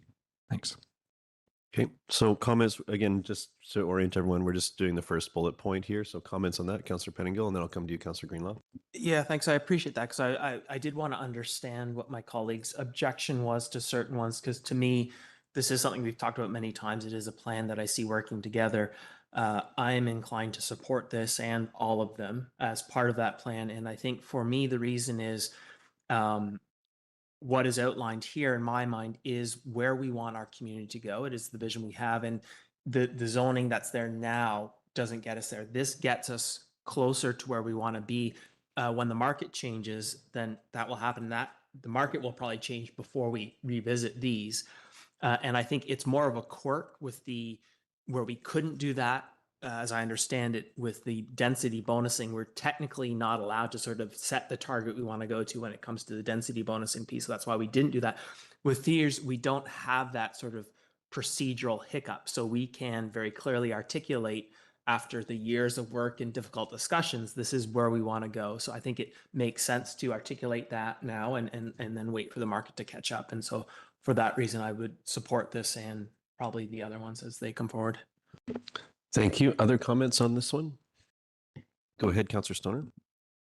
Yeah, my comments will apply to all of them that we'll be voting on. I appreciate the debate and discussion thus far.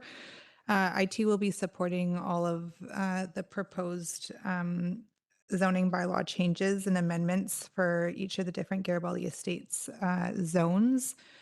Similar to Councillor Pettingill, this is something that we have chatted about for a long time. We've done deep engagement with our community through the neighborhood planning process. And while I appreciate that this is a little bit of can feel like a little bit procedurally out of step from a planning perspective relative to some of the other areas across our community, I actually think that it does differ because we did so much engagement and so much work through the neighborhood planning process.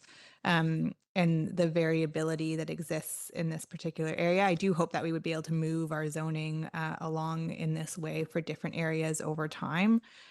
Once we're able to do kind of that due diligence work up front, it provides part of the reason why we do all of that work up front is to provide greater certainty to the community on how their neighborhood might change over time and to streamline the process for providing different options for how we might have different housing forms come to fruition. And so I will support all of these. My biggest challenge when this last came to council for consideration was the potential unintended consequences that occur when we do rezonings and the impact that has on assessed value.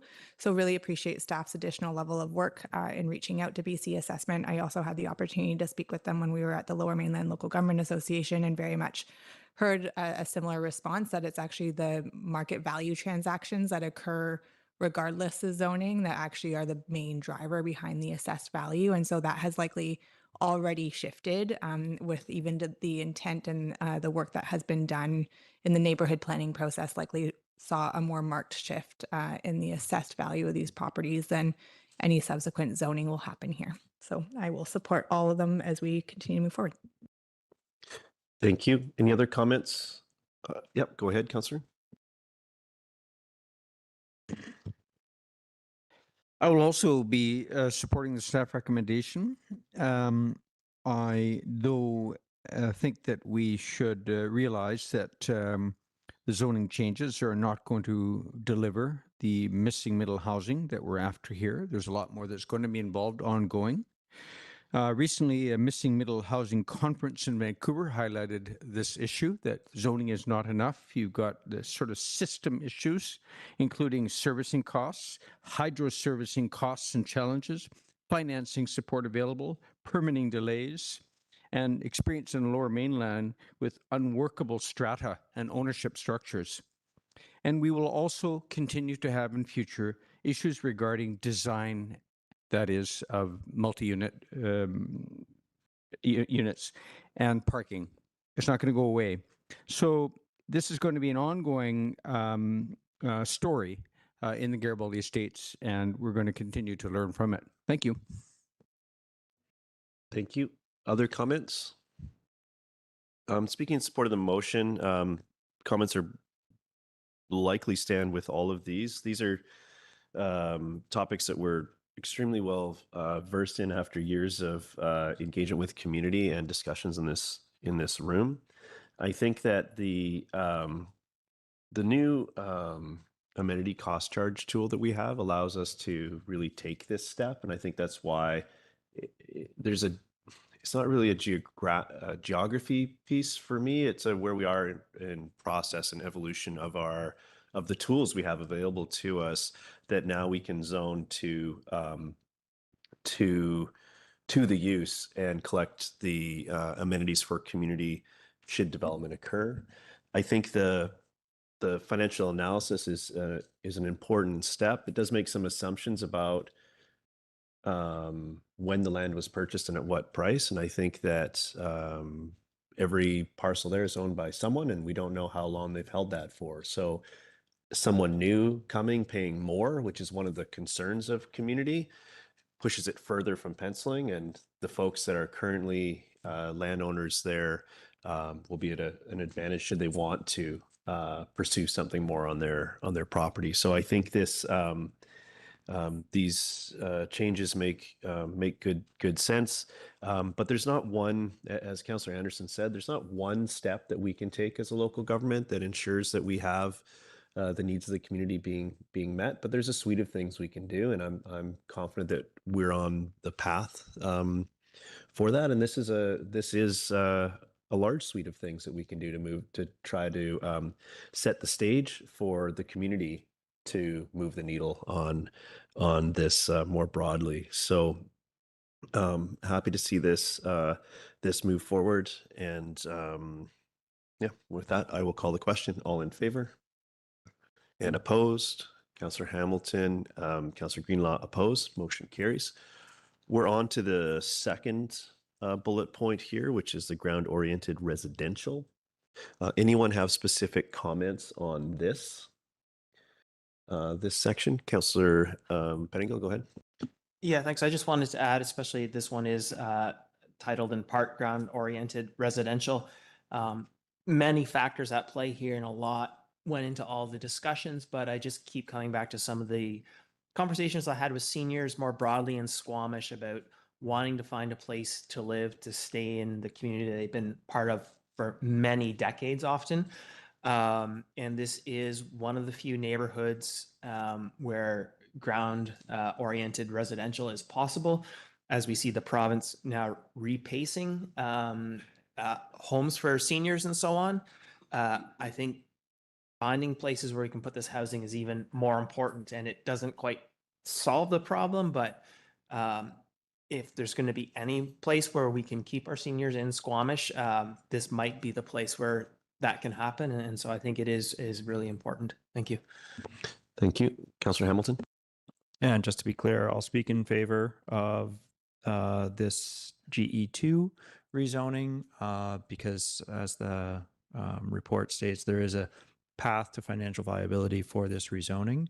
And so at this point, it doesn't sort of in essence automatically trigger a rezoning anyways. And this actually can move forward. So I do see a value in rezoning things that can potentially move forward. Thanks. Thank you. Any other comments on this one specifically? Seeing none, my comments from the first stand for this. So I'll call the question. All in favor? And oppose? Councillor Greenlaw opposes. Motion carries. So now we're on to item 3, which is the Garibaldi Estates mixed use residential A. I'll move, or no, that's been moved. Sorry. So we're any comments on this one? Seeing none, I'll call the question. All in favor? Any opposed? Councillor Greenlaw opposes. Councillor Hamilton opposes. Motion carries. Thank you very much. We're now on to item 4, which is the Garibaldi Estates mixed use residential B and C portion of the programming. Any comments on this section? Seeing none, I'll call the question. All in favor? Any opposed? Councillor Hamilton, Councillor Greenlaw opposed. Motion carries. Thank you. And we're on to our 5th and final piece, which is the ground-oriented residential A. And any comments on this one specifically? Seeing none, I'll call the question. All in favor? And any opposed? Councillor Greenlaw opposes. Motion carries. Thank you very much.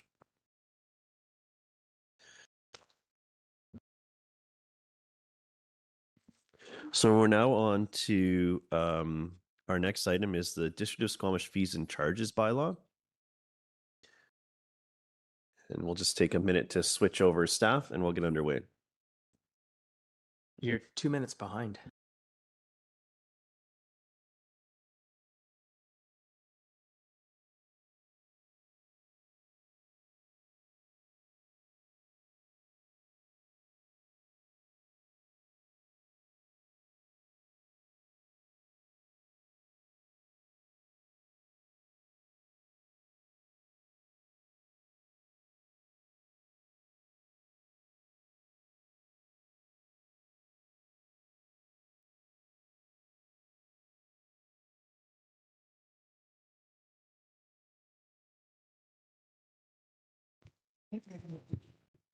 You see on us, you want to turn around?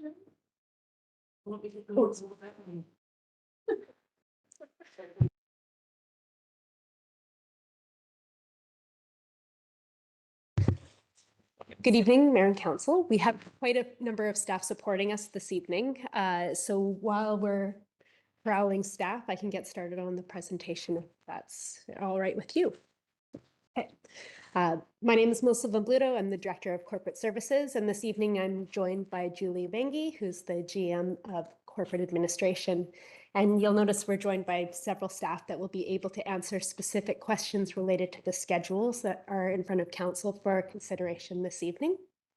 The purpose of the presentation this evening is to present an amendment to District of Squamish Fees and Charges Bylaw number 3185/2025 for Council consideration of first 3 readings.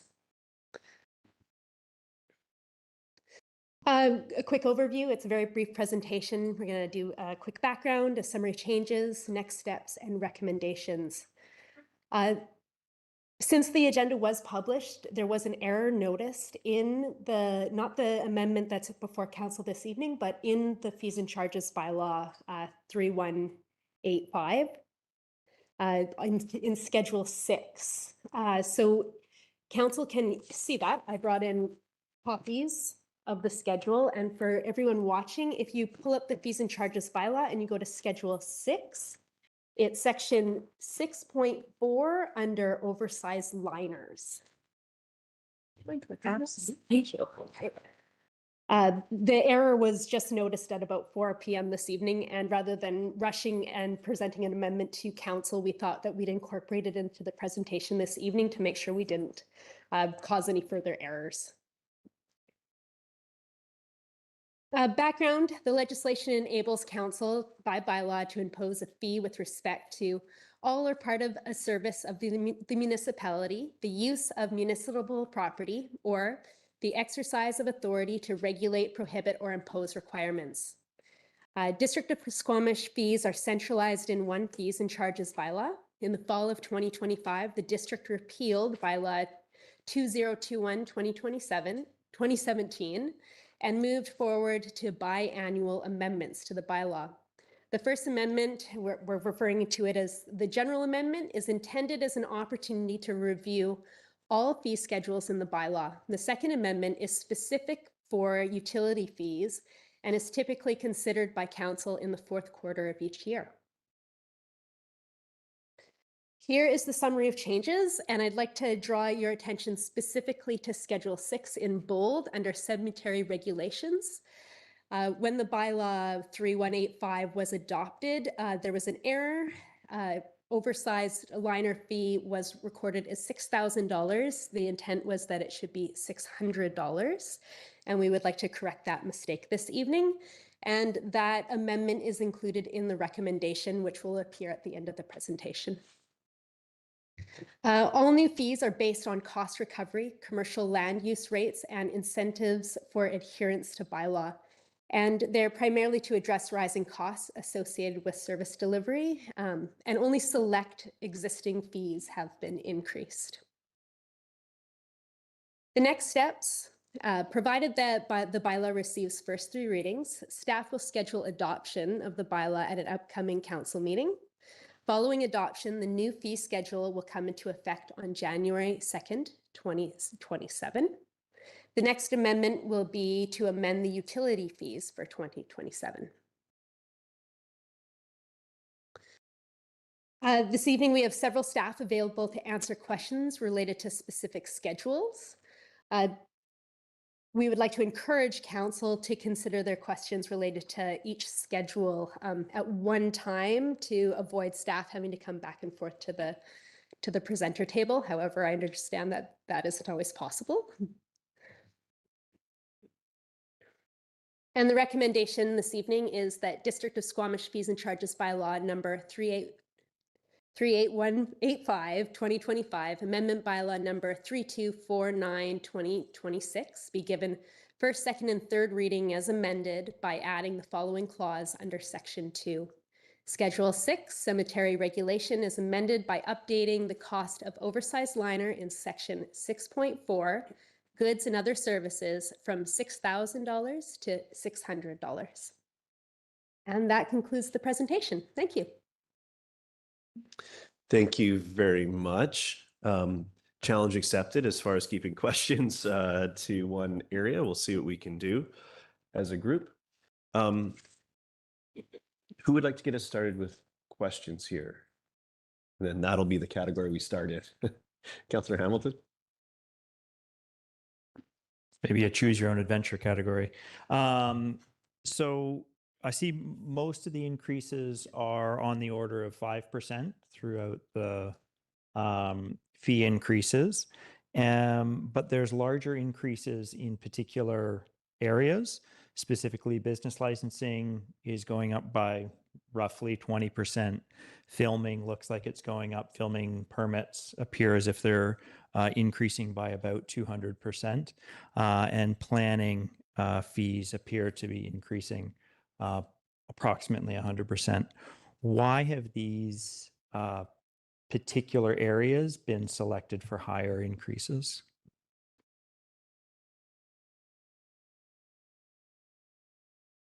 Through the chair, we would need each of the budget managers to be able to speak to those specific areas individually.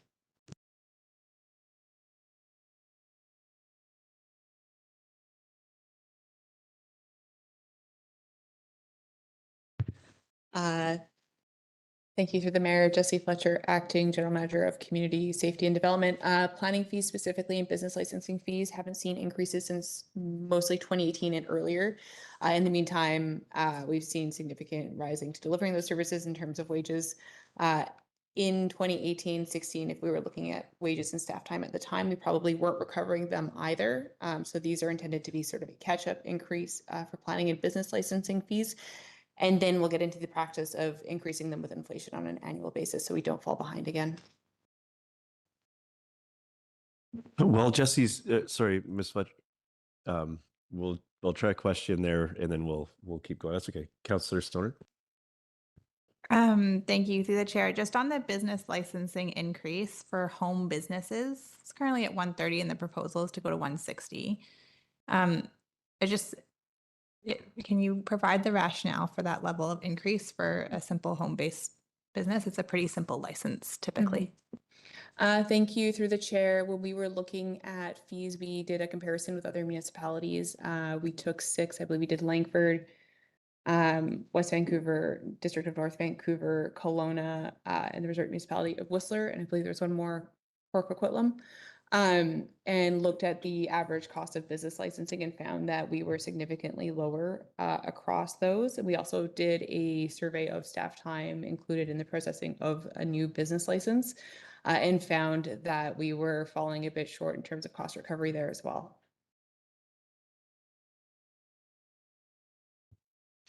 Any other questions we can think of from Ms. Fletcher before we go? This is a bit of a journey. We're trying to get Councillor Hamilton's question answered. So we will take the other piece of that and we'll let Ms. Fletcher go for now. Who was next on the original question? And if you could remind us, this is going to, we'll get good at this as we go through this, but we're not there yet. That was business licensing and planning. The other one was filming permit. Oh yeah. Okay. Thank you.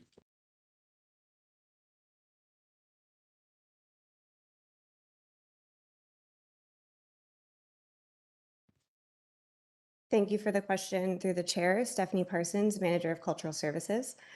So we hadn't updated our filming fees since 2015. We did an original update at the last fees and charges update. We did multiple municipal studies and connected with industry professionals to sort of work to ensure that our fees were in line with other municipalities of similar size and that had similar amount of filming days. So this is these are fees for the private sector, and so we raised them to align with other municipalities. Any other questions on film or related things while we have? Yeah, go ahead. Thank you. Yeah, thank you. One of the ones that jumped out at me was the street use parking fee. And it just feels like the updated amount is quite low relative to the previous fee that we had. So it was previously $50 per stall. And if you do that math for the 100 feet, that should really be at $250 minimum. So I'm just curious how we got to that amount. Thank you for the question through the chair. So we worked with Creative BC and did some comparisons to other municipalities just to align with best practices as far as street use goes. The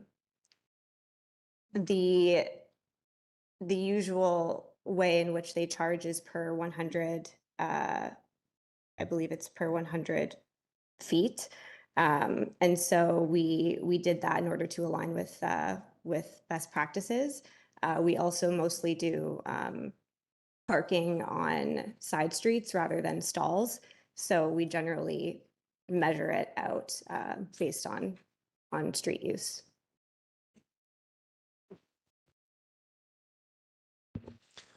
Okay, Councillor Hamilton, did that look after did you have another component to your question that started us on this journey? No, that's fine. Thanks. Okay, other questions? Councillor Pettingill, is that your hand? Yeah, just a high level contextual. My understanding is there are certain types of fees which sort of all you are allowed to do is cost recovery. And maybe I'm incorrect, but I thought that was the case for some kinds of fees. Other ones, it's maybe revenue generator. Other ones, it's maybe shaping behavior. Can staff just speak to what the restrictions are in terms of,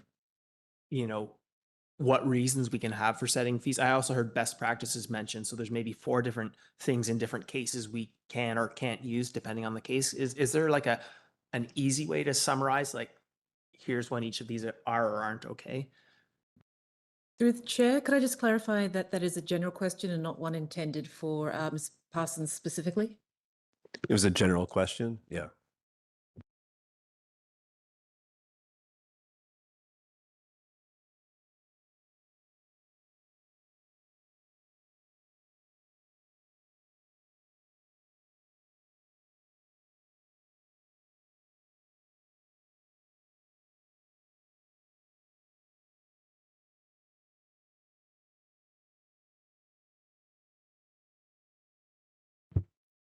Thanks for the question. The legislation from the community charter is quite broad. The requirement is that the fees are established by bylaw, and it has 3 components to it. All are part of a service of a municipality, the use of municipal property, or exercise of authority to regulate, prohibit, or impose requirements. So generally, when we're looking at fees that should be included, they need to fall within that scope. Outside of that, the legislation doesn't speak to how a municipality needs to identify which fees to include. Does that answer your question? So, in theory, like, basically all those 4 uses then are sort of valid in all cases of revenue generation or best practice or cost recovery or influencing behavior. Those are all equally valid to any degree in all these cases. That's correct. One of the best practices for municipalities is to be able to identify how a fee was determined. So if someone was to ask how a municipality reached a fee that is being imposed, there needs to be some justification around that. However, what that justification is required to be is not explicit. Okay. Yeah, you have more? Thank you. Well, I was just sort of shifting gears then, I guess. Thank you. I guess in the building services, there's one new one. It's $1,000 per submission for alternative solution review. And I guess I had been in a cost recovery mindset, and it's not clear to me that that aligns. And I see now this is sort of the justification in this case would be comparison to other municipalities. But I guess I am still looking for some assurance or sense of whether or not $1,000 is like, we typically spend that much in labor to do an alternative solution review, or this is like, is there a way to contextualize that amount versus the work involved? Through the chair. Briefly, for anyone, if you're not aware of what an alternative solution is, how it is defined as in the code, it is a very specific alternative to a prescribed solution within the building code. They are, they take up a lot of analysis. They're usually multi-page reports. We're often asked to do a pre-review to ask if we might consider this before the consultants are engaged to draft the larger reports. For the most part, we see these on our larger and complex buildings with challenges like non-combustibility of buildings over a certain size, dead-end corridors of a certain length which are restricted, and how you might make safe exit out of that area. We consulted with a couple of other neighboring municipalities, and while I can't remember specifically where we were in line, we were quite close with those. And it was our consensus that the amount of work that these are taking us, and we're seeing more and more every year, we've never had a fee to accept these. We're kind of behind in the game in creating this fee, and we just felt that this was reasonable. It was a middle of the road amount for the amount of work that we're undertaking.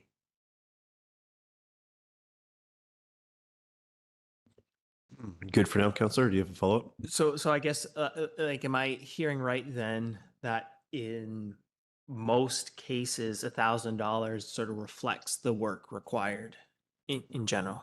Yes, yes, absolutely. I would say that in some cases, it may be excessive, and we may have the ability to adjust that or make suggestions that it wouldn't be submitted specifically as an alternative solution report that would need the analysis. Some have been quite simple that we've seen a sprinkler system in a single family home, for instance, but the vast majority are intended to save a large expense on a large development. Thank you. Other questions, Council? I was curious about the items listed as at costs, and just how some, I think one was some sort of peer review where it needed to be agreed to in advance, and others, it's just sort of throughout the schedule. So we can start. I'm not sure who's best suited to answer the question, but just in that realm of best practices, it feels like nowhere near as well defined as the other pieces. And maybe it's site specific reasons why we end up like at cost. Could someone speak to that general concept?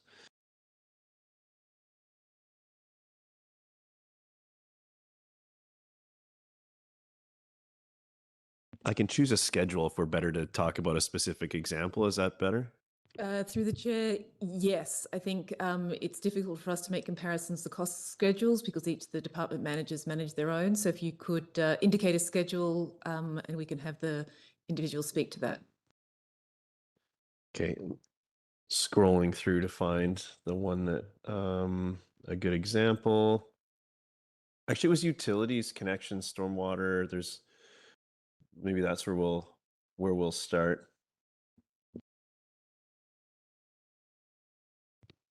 Good evening, Mayor and Council. Dave Merrow, Director of Development Engineering. Thank you for the question. So for that specific example, that would be a scenario where our public works crews go out and actually do, in this case, a disconnection of a utility. And so when Public Works does that type of work for development projects, they closely track their time and their materials. And that is what we base the cost recovery on.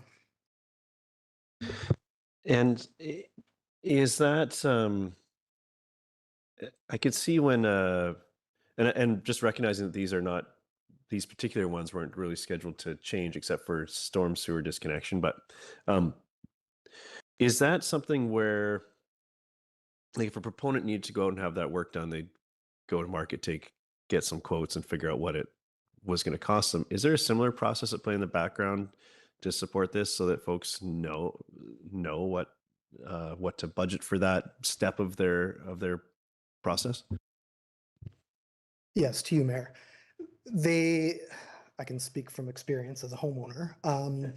The Public Works team will actually provide an estimate upon request, which is a generally good estimate of the actual cost of work. Okay, thank you. I know there's so much that goes into these behind these fee schedules that we have, so that's useful. And my next question is going to be on EV charging rates, just to change and now for something completely different. I was curious how we're doing. Is this rate based on sort of the going rate in market, or is this like, how are we looking at from a cost recovery perspective, that sort of thing? Can you give me some more additional context, I guess, for what we're seeing here? Good evening, everyone. My name is Ian Pickett, Manager of Sustainability and Climate Change. Thank you for the question. So we looked at, so we found we weren't quite recovering the cost with the rate that we had, which was a time-based rate. And we looked at other municipalities and other chargers in Squamish, and almost all of the neighboring municipalities and in Squamish uses a rate-based charging structure. And previously we were not allowed to do that by the BC Utilities Commission. So since we started this, we are now able to charge by rate, which is more equitable because you actually are paying for the electrons that you get, and it allows us to adjust it. And it is pretty much on par. It's about average for the chargers in the community. And it also, we did an analysis and showed that this will cover our costs. Thank you. Okay, and it's cost of operation, not capital, not the cost of install or anything, just like what, and I'm curious, I've had some folks sort of get preemptive with me about discussions around paid parking and whether the space that in your cost recovery, for instance, is the maintenance of the space, or is it the cost of just delivering the service to the customer?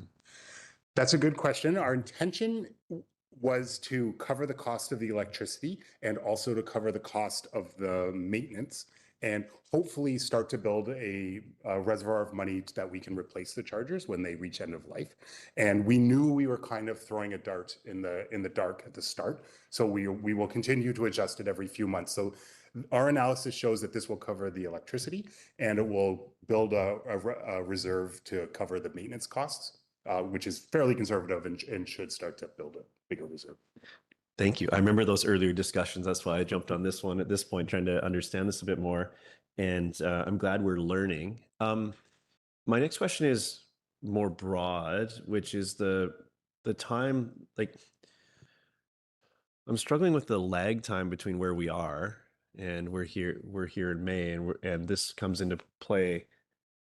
You know, the someone's out changing the price of motor fuel right now by the minute on, you know, and we're contemplating these rate changes in all the different categories that will come into play in January. Is that correct? And just yeah, I'm just struggling with that. What are the limitations there? Is this grace periods for people that are in stream? Like what? Yeah, could you orient me on this? I'm struggling with this overall concept. Thanks for the question. It's twofold. It aligns with the district's budgeting cycle. So for specifically fees that are going to impact users, it gives them an opportunity to adjust to the new fees before they take effect, and they will come into effect when many of our other fees come into effect. So it gives them an opportunity to adjust, and it helps with district budgeting as well. It gives the departments an opportunity to look at what their revenue projections will be for the following year.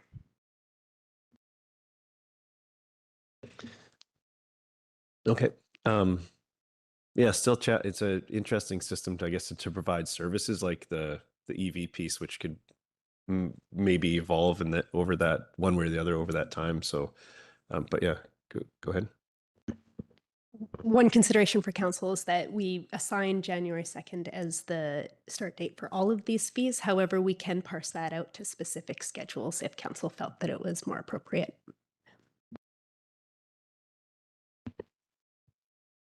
Thank you for that. I'll ponder that. Council, any other questions? Yeah, go ahead. Oh, sorry. Oh, go ahead. On recreation services, I see Mr. Dow on video there. Most of them appear to be adjusting sort of roughly a 5% increase. But there's at least one, the auditorium, the Squamish Chief Auditorium for youth local nonprofit group jumps from $88.50 to $124.50. So I was just wondering, are these changes following the formula, the algorithm or whatever that we had discussed last week? And if so, why is that one, at least one, a little bit anomalous?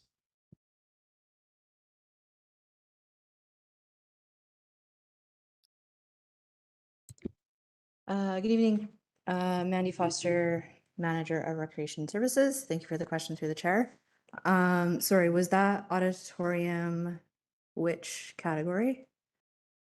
So it is table 18.1 in section 12, the auditoriums. Squamish Chief is the new name, and it is youth local nonprofit group. Went from $88.50 to $124.50.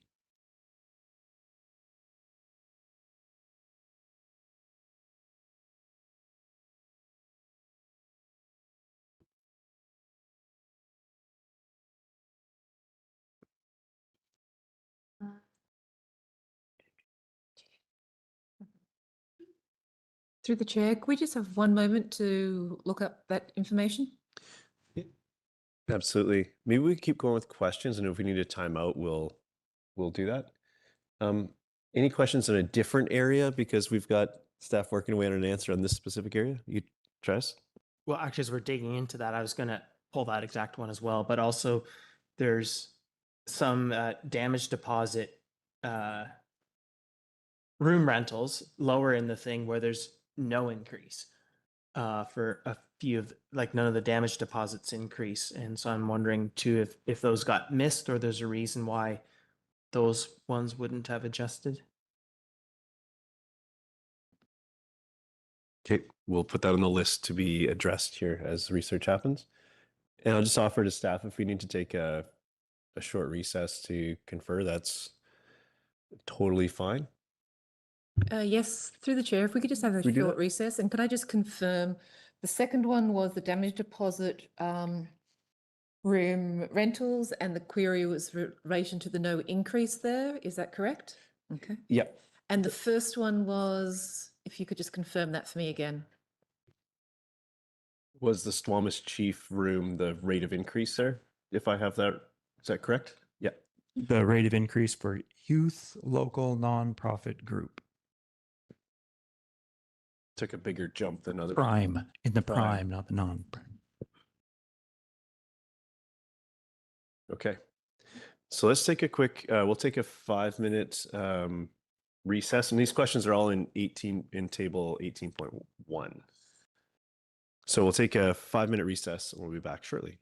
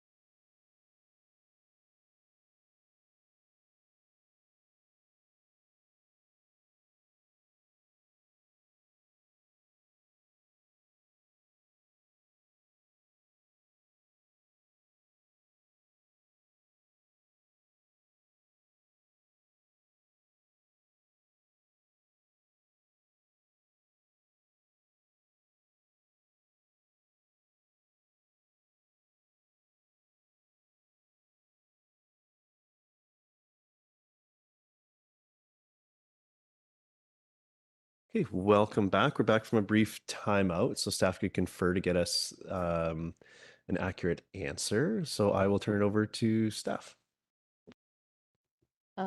Yes, thank you for the question through the chair. For the auditorium youth local nonprofit category, based on the formula, it should be half of the adult rate, which means it should be 93.50 once you do the rounding.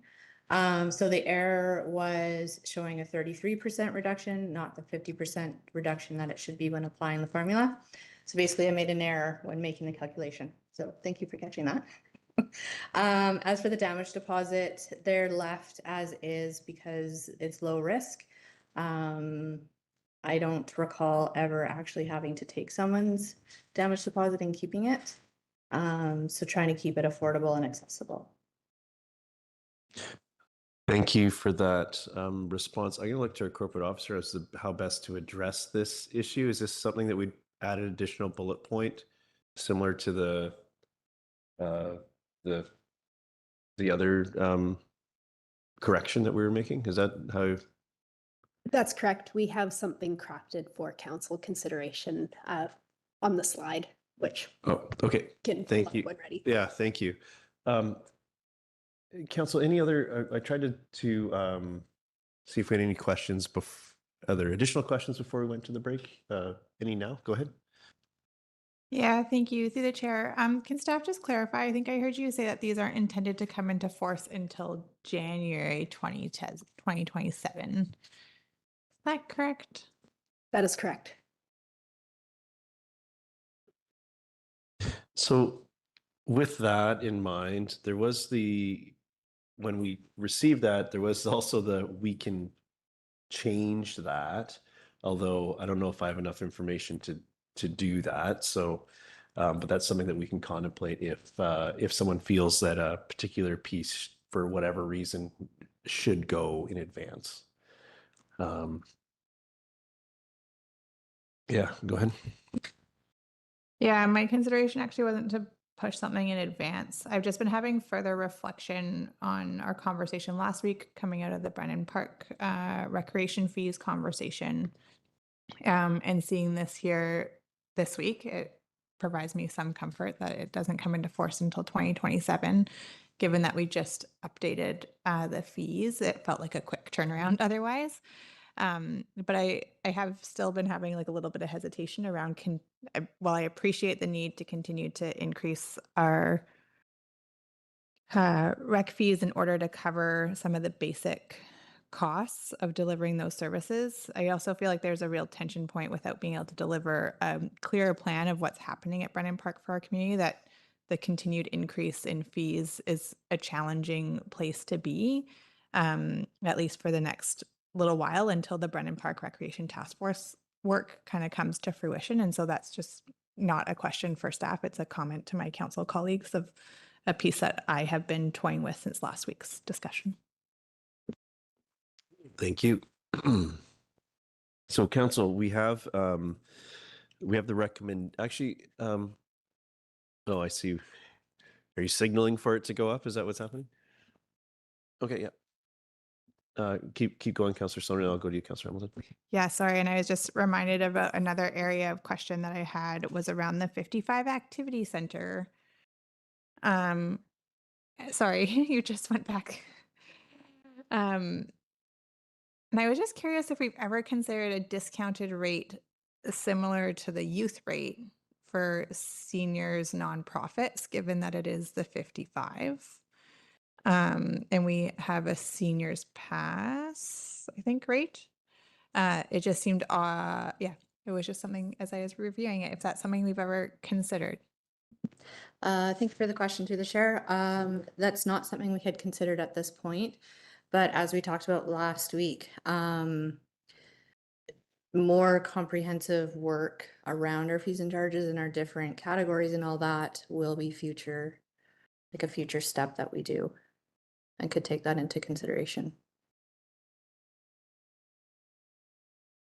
Okay, I'll go to Councillor Hamilton and then Councillor Brackendale. Was that on this topic? Keep it on this topic. Okay, it's fine. Councillor, Just on that, can you remind us what is the timeline, or if there is a timeline for a sort of review in particular of what we're trying to achieve with Brennan Park and 55 activity fees, and then also when we might expect to see sponsorship policy.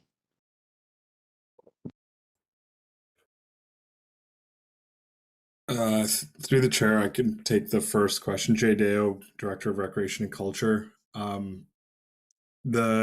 What we're trying to achieve with the fees and charges framework update is a review of review and approval of cost recovery principles and targets, and also updates regarding our actual costs that we're incurring. So we have a general idea based on the existing fees, but those expenses really need to be further honed in, as highlighted in the report last week. I also wanted to note on the last piece there for seniors, there is some discounts that are provided to seniors at the 5.5. So as per the fees and charges, there is a card, 55 plus card, which shows multiple benefits, including a discount off room rentals, an additional discount off room rentals. And then we also work closely with the Squamish 5.5 Community Society, who has subsidized or free access to room rentals as well. So there is multiple layers of support for seniors in our community. And then the sponsorship question, I can't answer that.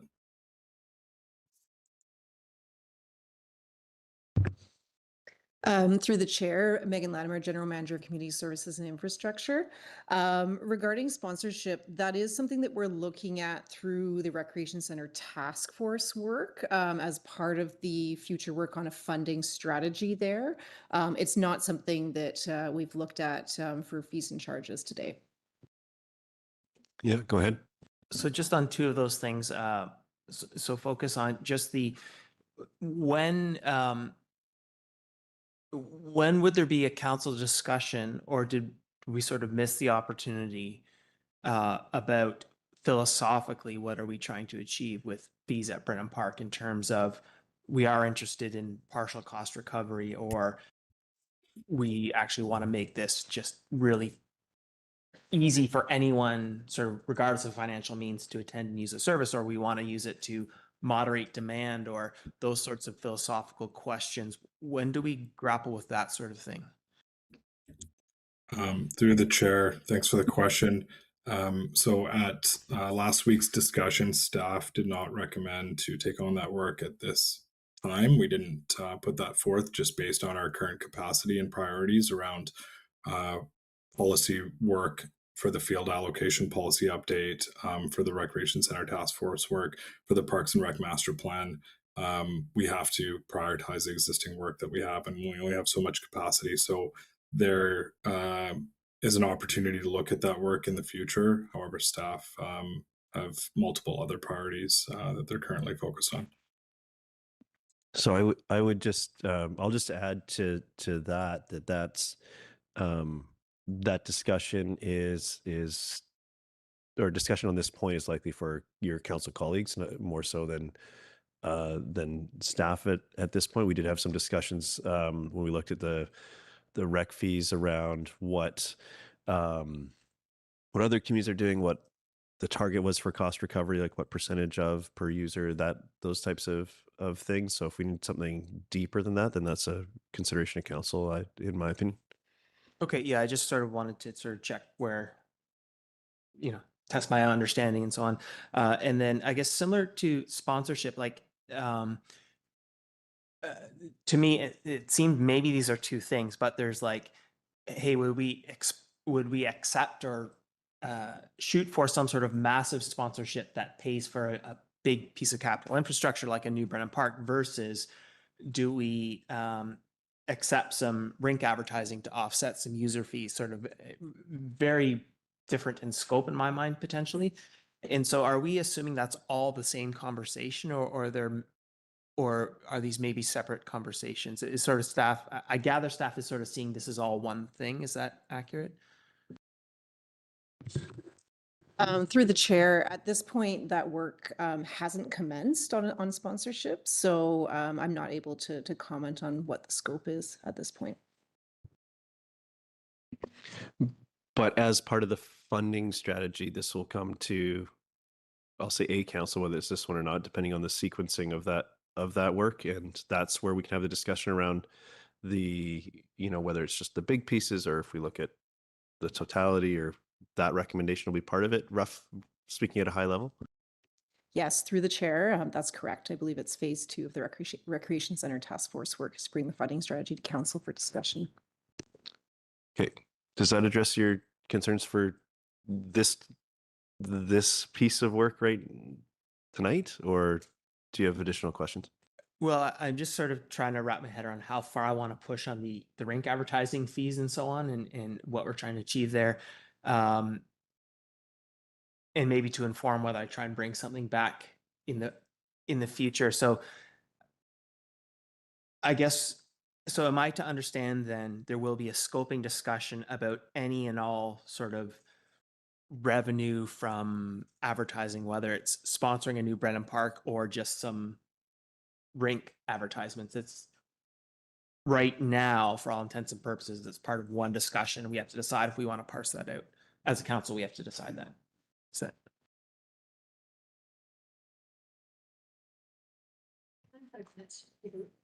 Yeah, we've had a request for another timeout just to make sure we get this piece right.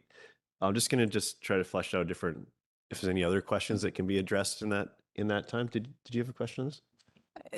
I just want to seek clarity from Mr. Deo's previous answer on the seniors component. So I appreciate that there's in our fees and charges, there's like the seniors card, which has some benefits attached to it that are not outlined here. But under what, where is the clarity that we provide a discounted rate or free rental for seniors nonprofits? And do we need to articulate that if we are how do we do that? Through the chair.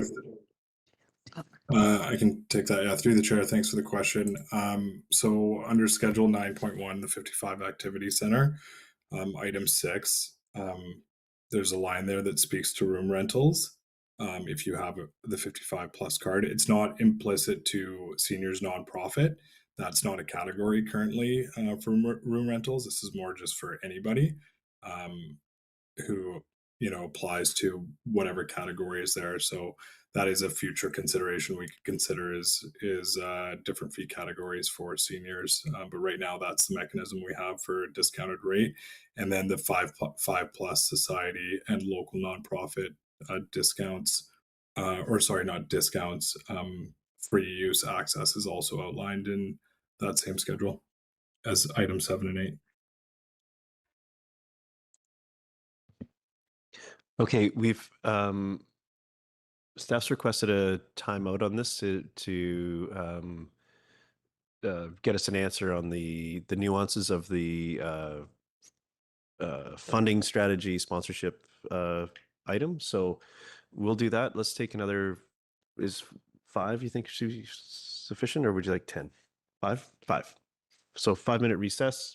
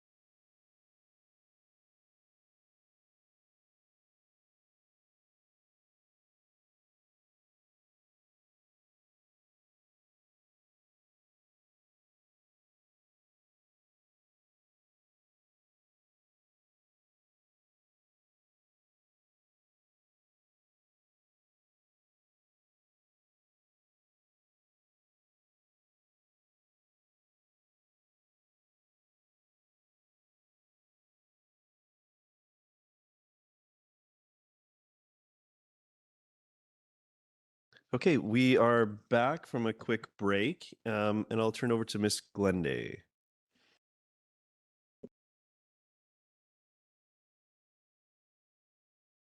Thank you. Through the mayor, appreciate the time out for clarity. In terms of the question from council, what I understand I'm hearing is a sponsorship policy or work around the philosophy of sponsorships and principles and criteria.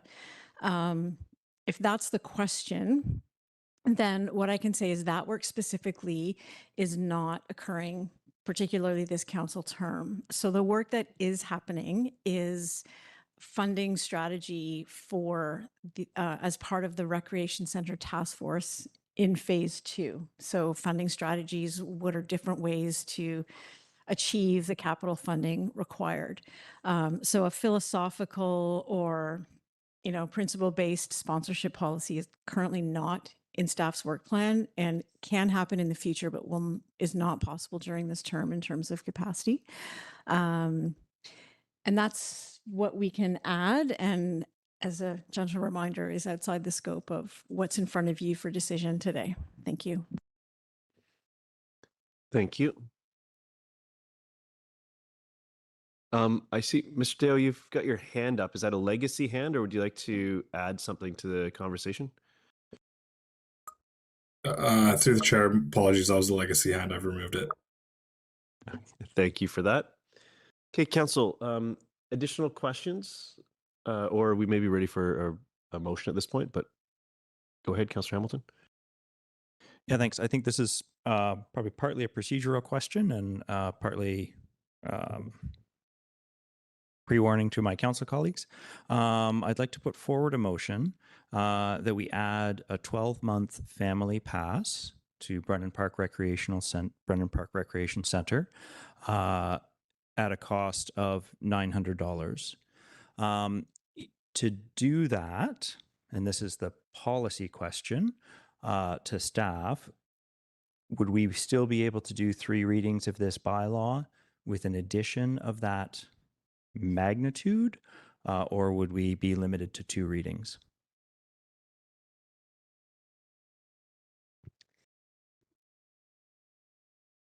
Generally, it's recommended that if council's making significant changes to a bylaw, and we already have potentially 2 on the board, that they happen at second reading and postpone third reading. It is council's discretion. You can amend a bylaw up to third reading, and I'll leave it there.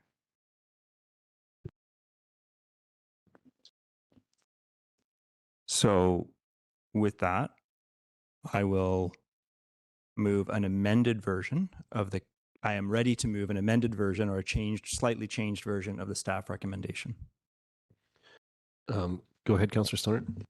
Thank you. Before my council colleague does that, I was just curious to ask staff if there's any administrative concerns or challenges that would be presented with adding a family year pass rate.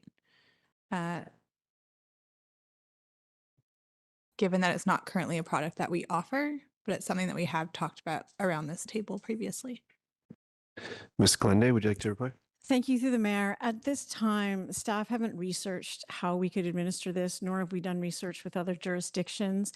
It's not to say that it can't happen. It's just that at this time, we can't guarantee that we can make it happen. So our only concern as staff would be unintended consequences or an inability to deliver on the bylaw. Yeah, go ahead, Ms. Vengi. Thank you. Through the chair, just further to Ms. Glenda's comments, a key part of the fees and charges bylaws is also being able to justify the reason the cost, how the cost was generated as well, and that would be work that staff would need to do. Yeah, sorry, just Councillor Stoner, do you have a follow-up? Then I'll come back. Okay, just from our process perspective, that'll keep us online or in line. I would suggest that I will go back to you, Councillor Hamilton, that it be so I'm going to assume that you're thinking first, second reading instead of third with a third bullet point. Is that what you're you're considering. I think that might be a good starting point, and then council, we'll see if that's seconded. We can debate it, and if it is, then council can wrestle with the individual pieces of it, and that is maybe a way to get us going. Councillor Stoner. Yeah, sorry. And before we jump in, I was just wondering if staff can refresh my memory, because this is the first time that we're going through this process of the consolidated version of the fees and charges bylaw. I was originally very excited about this, and now I see that there are some challenges in doing it this way. But can you just remind me, so the cadence of what happens next? So these don't come into force till January, but we see the bylaw again in the fall. Is that correct? And what are the expected administrative matters that happen there versus this review? The way that staff have mapped this out is that the bylaw that will be coming before council in the fall is strictly limited to the utility fees that are associated with the next year's budget. And I believe those are also in effect for the start of January. So we will keep the bylaw as you see now online, will remain in force, and staff will have a consolidated bylaw ready to go in the back ends for January 2nd. Does that answer your question? Yeah, it does. I guess I'm just curious how we would then, like, do we signal that the fees have been approved to change come January if we're just keeping the existing bylaw online?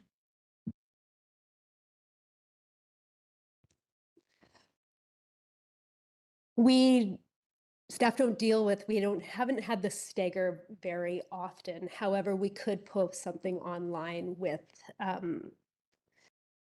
language at the top that's very bold that indicates that there will be new fees coming into effect January 2027, and include a link to the report that went to council with the fees associated there. Okay. Do you have a question? I was going to go to Councillor Hamilton to test his motion. Are you okay with that for now? Or you had a good question? Yeah, go ahead. And sorry, can staff clarify when in the Brennan Park process and the rec task force, do we expect sort of analysis or thought about updated fees, a more holistic look at fees to happen prior to the next time we do this? So prior to a year from now, or is this like, it's going to be 2 years before we're sort of ready to take that report out from the task force on where we might want to go with fees within the constraints that we heard about earlier? As part of the funding strategy? Not part of the funding, because there was last week we talked about, I guess I would say staff is doing some work within sort of a more limited set of, I guess, assumptions, not getting into the broader council, like, hey, do we want to change philosophy? But staff are doing some more work on fees within the sort of current assumptions is what I think I heard. That work is still to come, I thought I heard. Is that, or did I misunderstand that? The staff is going to look a little bit more about where we're going with fees in terms of costs and so on, in Brennan Park wise. What's the next expected update to this, even though is that the question? What's the next, from a rec perspective specifically? Okay. Yes. Thank you for the question through the chair. When staff were referencing updating, it's not a standalone project. We're talking about the annual updates that are coming to council now on a regular cadence, that we'll be looking at cleaning up different pieces each year as we go. So that would be the next time that council would see suggested changes come forward, would be at this update next year. Okay, I'll go to Councillor Hamilton. Go ahead. Yeah, thanks very much. So I'm going to move an adapted, slightly different version of the staff recommendation, so that the District of Squamish Fees and Charges Bylaw number 3185, Amendment Bylaw, be given first and second reading as amended as follows. Those 2 bullet points stand, with the addition of a 3rd bullet point, which is that a 12-month, sorry, I had it written here on my other computer. If it decides to open, that a 12-month family pass at a cost of $900 be added to Schedule 18.3. And I can speak to both the feasibility, my understanding of feasibility, and where I arrived at the $900, should that be seconded. Is there a seconder for the motion? I'm not seeing a seconder. I request that the mover reread the motion. So it's the staff recommendation, second reading, add a 12-month family pass at a cost of $900 to Schedule 18.3.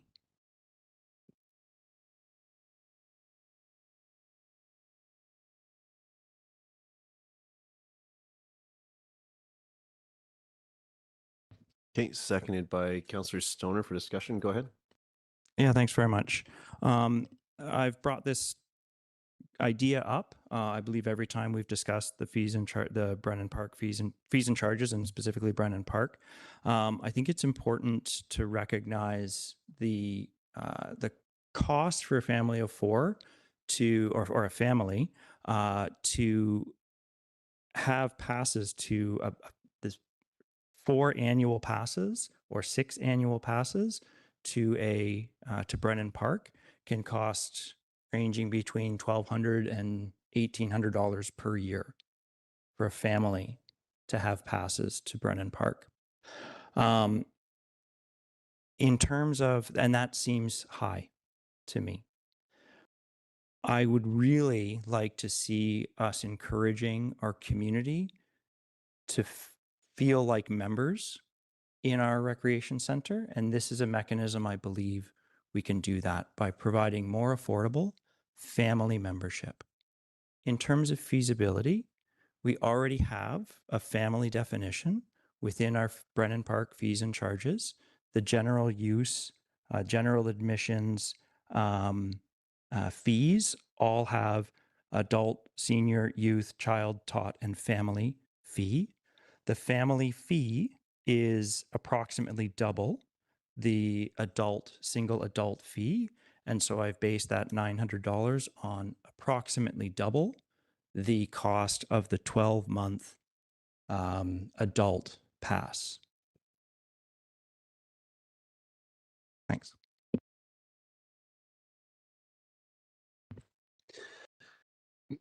Comments on this, Councillor Stoner?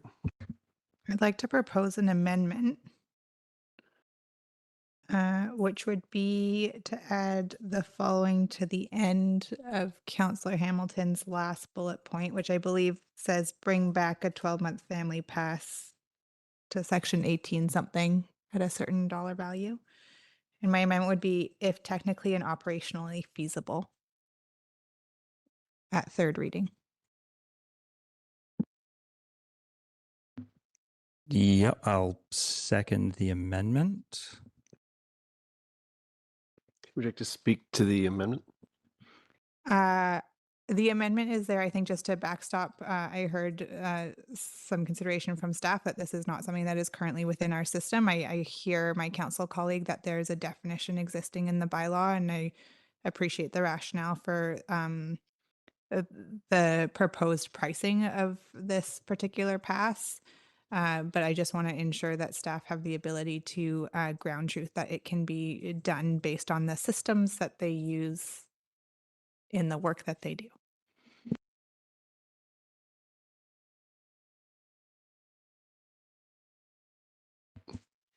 Okay, other comments on this? I appreciate where this,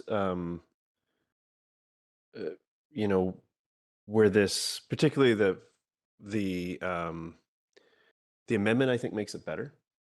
But I am challenged with this concept at this point in the process. I think that a better process would be to refer this to this process next year, to explore, to bring forward a recommendation that includes this in future. I'm going to support support the amendment because I think it makes it better, but it's not enough for me to support the motion as amended. This feels very much like shooting from the hip at 9:15 on a Tuesday on a matter that actually is quite a bit more consequential than I'd like to see us do. So for that reason, I will be supporting this amendment, but if it's successful, I don't think it'll be enough for me to support the motion overall. So with that, I'll call the question on the amendment. All in favor? Any opposed? Motion carries. And now we're back to the main motion as amended. Other comments on this piece? And I just wanted to say that we, Councillor French dropped off our meeting a while ago. I just wanted to do a reminder for council that if there's a split vote, that means, or if there's a tie vote, that means motion fails, which just whether or not that comes into play, I just want to make sure it changes our normal math here. So Councillor Hamilton. Yeah, thanks very much. Speaking to Mayor Herford, your comment about referring this to the process, we've heard from staff that this process is not detailed in-depth analysis of the fees are not in the work plan for Brennan Park. This will not happen certainly in our council term, in the remainder of our council term here. And speaking to the idea of allowing staff to work on it, I've attempted this and it was moved to a motion to bring Brennan Park fees and charges to Committee of the Whole, which is the meeting we had last week. Okay. So this is this idea, which I did not articulate specifically in a motion because I was trying to make my motion more general to give staff more flexibility to address the breadth of concerns that were expressed. And so my response in that process, I'm now seeing this is my terminus point in that process where I would like to see this either addressed or not addressed. Thanks. Thank you. Other comments? Yeah, go ahead, Councillor Pettingill. Yeah, I guess I'm a little bit torn here. For most of this, I think I can sort of wrap my head around most of what's in this update. It's the 55 and Brennan Park where I'm struggling a little bit more where, we're not trying to do cost recovery or full cost recovery. There's a little bit, but we have challenges of equity and a lot of demand and managing demand. It's sort of not clear to me about what this does to demand and what this actually does for affordability for folks. But I would sort of make that same argument with everything. I think I was asking some questions about the sponsorship in terms of rink advertising because, we're sort of applying a 5% increase to everything, but that has an implicit effect of a policy of, I think, pushing advertising to only things that large chains can afford. And I have an apprehension about commercialization of public spaces and can maybe sort of accept small local business, sort of indie local business sort of thing. But we haven't had that discussion. Again, if we just put up the fees, then implicitly it means only the big, large chain business can afford it. And so we have that sort of unintended policy impact, so I guess there's a lot of things here where I feel like, and I understand it's not going to happen this term, but there's a fair bit of work to do here. So it's hard for me to justify these for or against, and the same with this. So I'm actually inclined to go along with it and sort of see, because sort of in the same boat with all of these. So I'm struggling a little bit with the Brennan Park 55 piece, I guess is what I'm saying. Sort of inclined to go along, but yeah, it's a bit fuzzy for me. Okay, Council, what I'm going to suggest that we do is that we deal with the 3 clauses that we have prior to the reading. So we'll vote on the individual clauses And then that may or may not affect the number of readings we want to give it, but then we've debated the points that way. Let's go to our corporate officer. Do I need to make is that a motion to sever? This feels a little different given the bylaw readings there. Can you just help us keep this on side and what we would need to do to facilitate that conversation? Yeah, absolutely. It is different than what council normally deals with. So I'm just going to read the section of the procedure bylaw here. So when the motion under consideration contains multiple or distinct clauses, a council member may request that the motion be divided so that a vote can be taken upon each clause separately and specify the order in which the clauses should be considered. If a council member requests that the clauses be considered in a different order than that in which they are originally presented, a motion is required. So in this case, if council is considering the bylaw readings at the end and as a distinct clause, I would suggest that council would want to consider a motion to divide. So I'll make that, I'll put forward a motion to divide so that the clauses that we're considering can be discussed independently of each other and in advance of decision on readings. Second by Councillor Stoner. Any questions on what we just did? That was a long wind, might have been a convoluted way to in an attempt to provide clarity. So I'll call the question on the matter on that matter. All in favor? Any opposed? Councillor Pettingill opposes. Motion carries. Thank you. So let's deal with the first is the on our screen here is section 18, section 18.1, clause 12, which was the recreation center rental rate.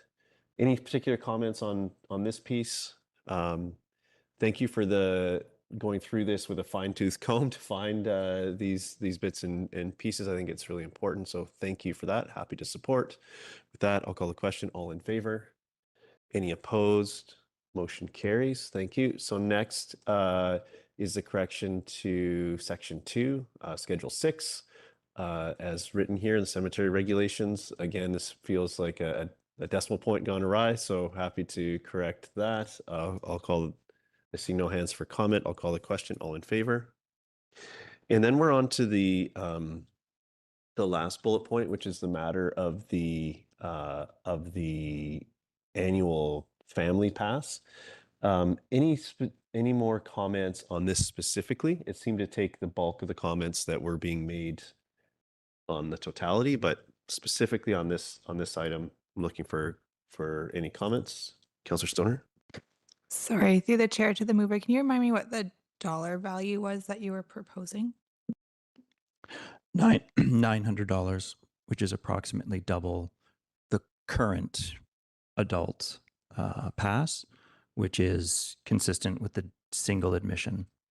Family is roughly double the adult individual pass.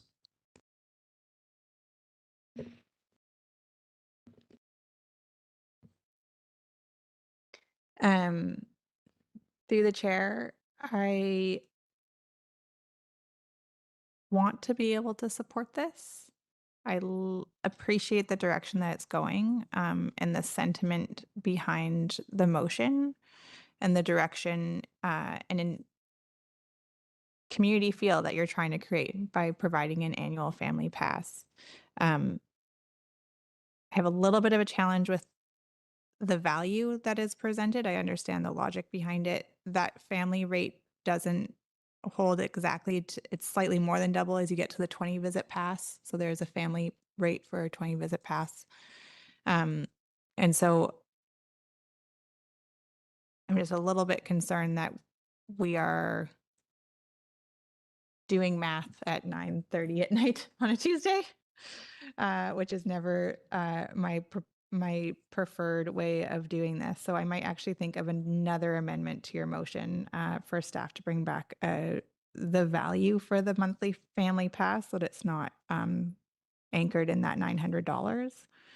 Overall, I think this just continues to be challenging for me, similar to a previous comment that I made to my council colleagues during the question period, is just this tension of like continuously increasing fees for Brennan Park when Brennan Park is very much in a state of flux, and continued visioning, rework, deep analysis of how we improve that facility for our community.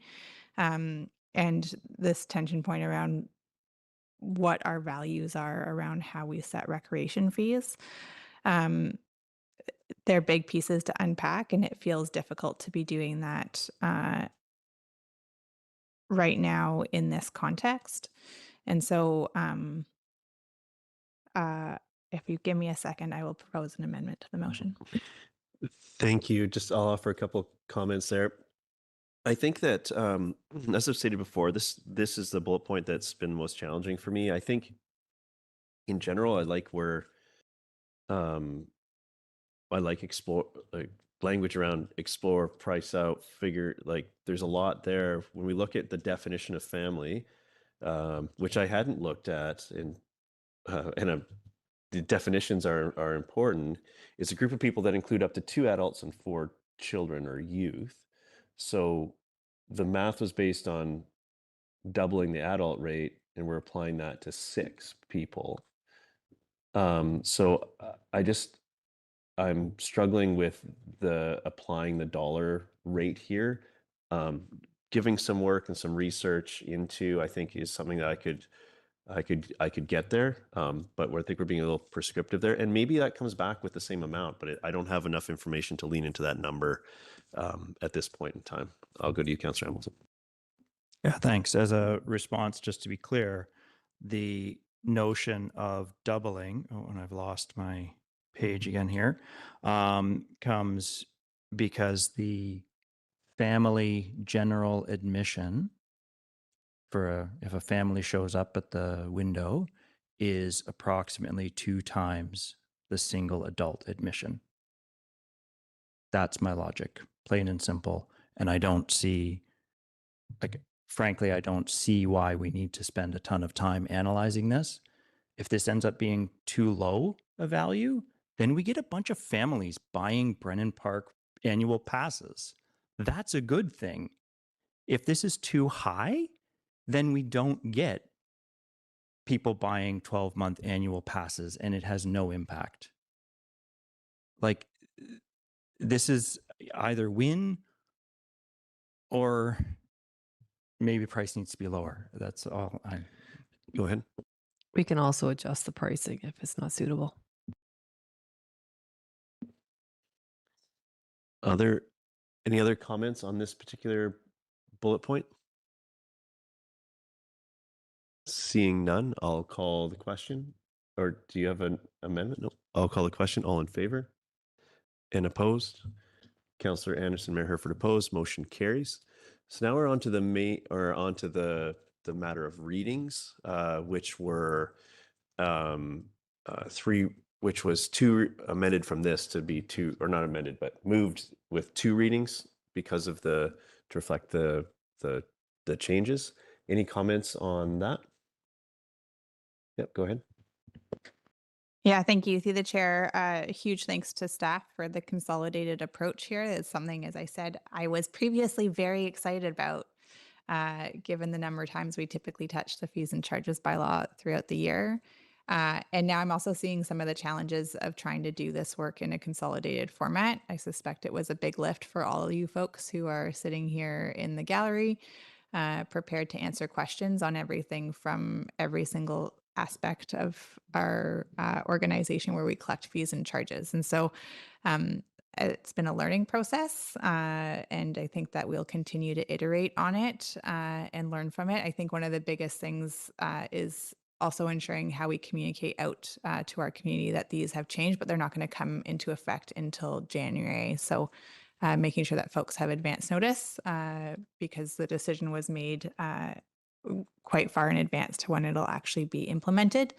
But that's a piece that we'll cross once we get to 3rd reading and adoption. Thanks. Thank you. Any other comments? Yeah, I'm As much as I was opposed to the third bullet point, I'll respect the will of council, and it's just a piece of what is a huge piece of work. So I will be supporting.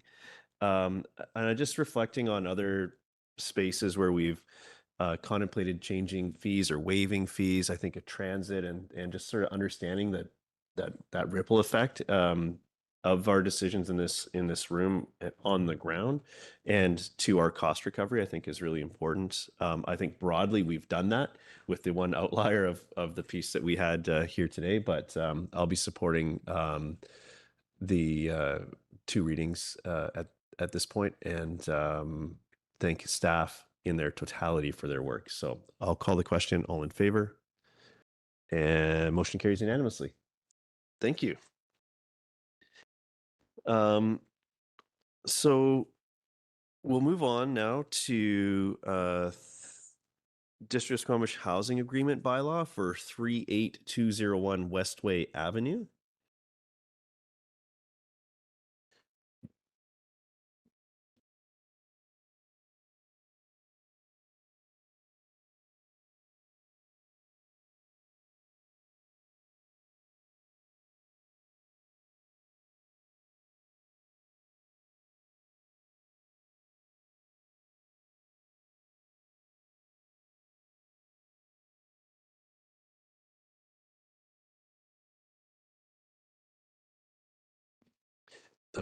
The floor is yours when you're ready.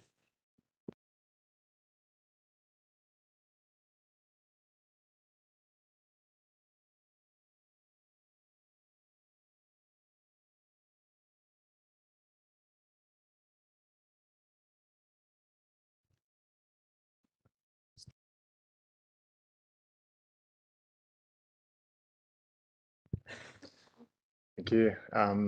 Good evening again, Mayor and Council. Philip Gibbons with Community Development, and here to present on some proposed updates to Housing Agreement Bylaw for 38201 Westway Avenue, as the applicant has requested to renegotiate some of the terms prior to it being adopted.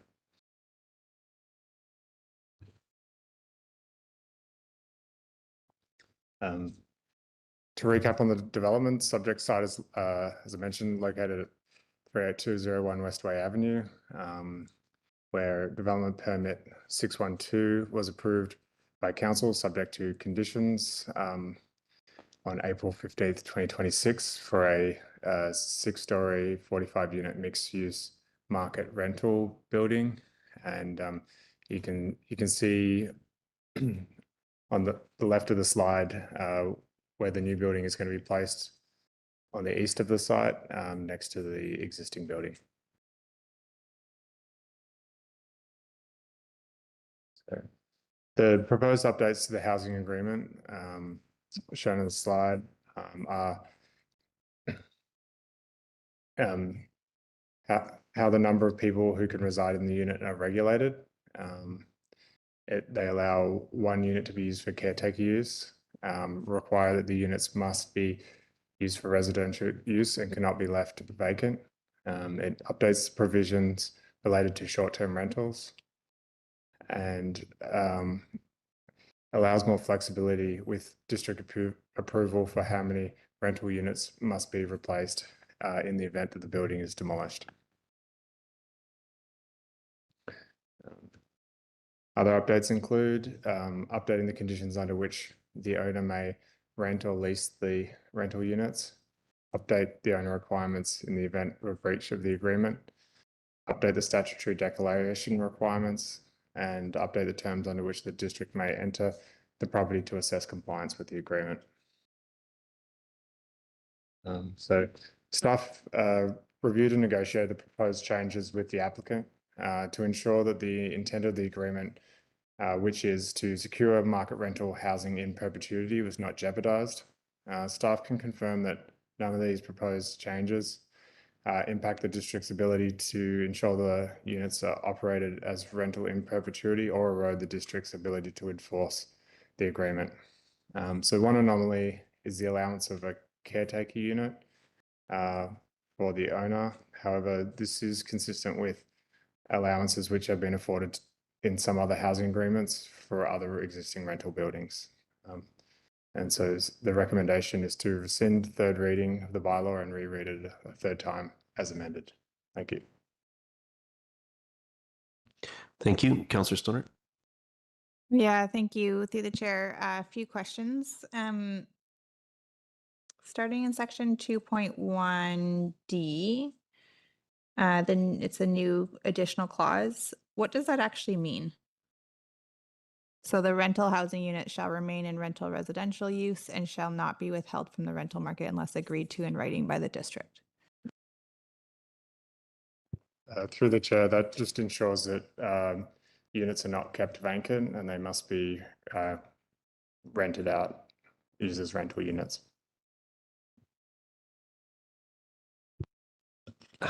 Oh, sorry. I think I might be taking your follow-up. Go ahead.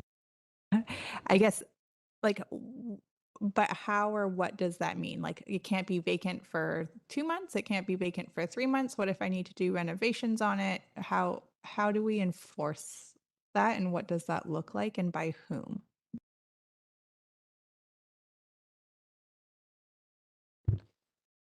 Through the chair, don't have specifics on what that would look like. I think there'd be a reasonableness attributed to reviewing compliance under the covenant.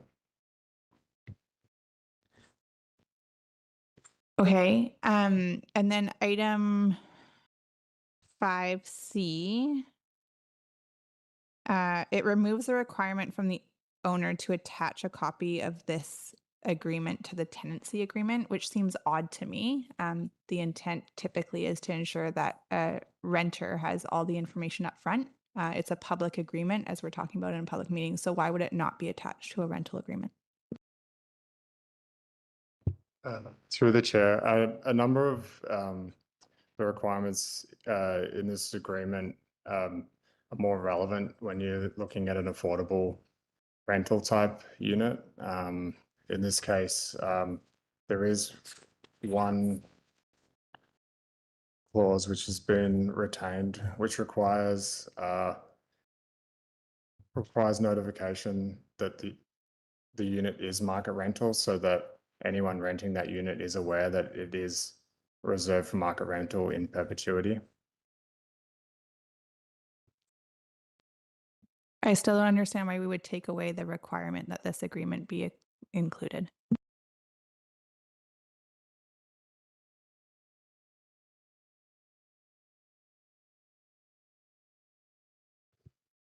Through the chair, it was a request from the applicant. In our review, it had no bearing on the use of the units as rental tenure. The bylaw is public and available on the district webpage.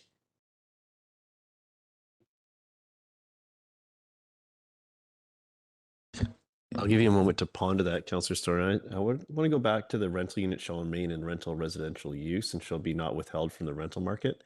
That clause, I'm trying to think of how we know what the occupancy or vacancy rate is on any other building and community. And I appreciate the intent of this, which is why I'm struggling to actually question it. But what does reporting look like? Is this something that we can actually action? And frankly, having the one unit for a caretaker, I would put in the same category. We're not regulating who's in these things.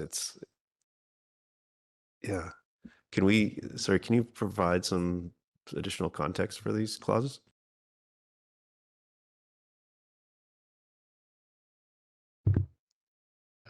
Through the chair,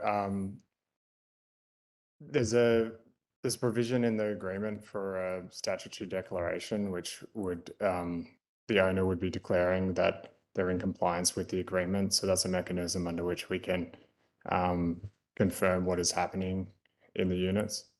And that's annually? As required. And I'd have to double check, but I believe it's no more than annually. Okay. And similarly, and then I'll come to you, Councillor Pettingill. In the clauses that are proposing a change, there's a change of language from in some of them from city to district. And then there's others that we're not touching that still use the city language. Is that important in any way? Like item 3A has that language, but something below, but item 3C has a different, like, just, is that material to outcome here, or is this just, it's nice when it aligns, but the city implies district otherwise? Through the chair, that is correct. We could amend those to also say district. Okay, I see it in a few places. I don't know if I want to go into a list at this point, but I'll keep that in mind. I just want to make sure it's not material to the enforceability of this in any way, which I'm hearing it's not. Is that correct?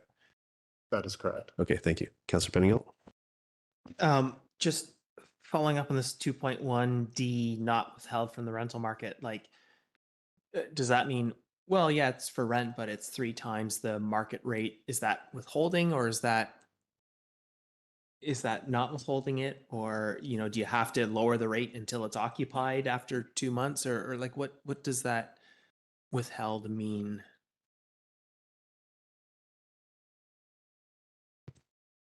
Through the chair, there's no specifics like defining how that would be determined.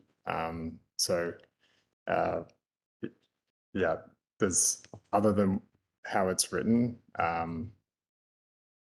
this agreement doesn't provide more information than that. Okay, and then what is our some of these agreements, like, it's up to us and we decide what we want in the agreement and we approve it or not. Is that what this is, or is this a case where you know, if there are things we were uncomfortable with, there'd have to be discussions and agreement all around, and then we could only approve something, or it's only worthwhile approving something that the proponent was agreeable to? Through the chair, staff have undertaken extensive negotiations with the applicant, and we feel that the agreement as proposed protects the district's interests and intent of the agreement. Okay, and then just I'll ponder that for a moment. Owner, it means the registered owner of the lands or building, and maybe I'm sort of out of my depth here in terms of this sort of structure, but you know, with a resident, like a home, you can have multiple owners on title, and so, you know, in my mind, you could have 3 owners with a 33% stake each. But our language is always owner, owner, owner, assuming a single entity. Is that a problem, or does sort of legal understanding handle that? Because to me, it's not obvious that there would be a single owner always. Through the chair, the agreement specifically prohibits stratification of units, so the entire building and all units would be owned as an entity. How the ownership structure that owns that entity is not specified. But for clarity, so I'm not thinking strata in terms of individual units, but I'm saying like 3 numbered corporations, they each have a 33% stake in this building. And so there's 3 equal owners in my mind, but none of them live there. They're 3 corporations own this together. Is that not a possibility, or does that impact the language here? Does each one get a caretaker then, or it's sort of, it's counted as one owner and therefore there's still just one caretaker? Or I'm getting into computer programmer brain a bit. Sometimes contracts take me down that route, but through the chair, it's specified only 1 unit for owner use. So regardless of the ownership structure, it would only be a maximum of 1 unit for owner use. And so more broadly, though, the singular use of owner, that assumption of a single owner, doesn't generally cause other issues for this. Like if we did have like a 3-way split in ownership of this, that would still, this would all hold together? Through the chair, you would see essentially, regardless, a maximum of 1 of the 45 units could be used for owner use, and so you'd be reserving the other 44 units for specifically rented to other parties. Okay, thank you. Other questions? Is that your hand, Councillor Stoner? Go ahead. Yeah, the other one that jumped out at me was section 2.1E, which changes the language around allowable, the 30-day rental period, where we had previously very strong language around rental housing, shall not be rented for less than 30 days whatsoever. And now it opens a little bit of a door. And so I'm just curious why we would support that, given that we have provided benefit typically to market rental, either through expedited development processes, reduced CAC rates, so on and so forth. That is in part so that it stays as market rental in the long-term rental pool and it doesn't open it up for short-term. So that's the other one that just was a flag to me. Before we get an answer, could you just orient us to the section that was in again? Yeah, section 2.1 sub E /F. So the new language reads that the rental housing unit shall be used and occupied in compliance with all applicable provincial legislation, municipal bylaws regarding short-term rentals is the new language. Whereas previous language, it was basically prohibited to do anything less than 30 days. Through the chair, it essentially has the effect of applying the district bylaws for short-term rentals, which have restrictions on how many days minimum for rentals. So instead of referencing a specific number, it's now referencing provincial and district requirements. And because it's provided for in this agreement, it's enforceable under the agreement as well as applicable bylaws.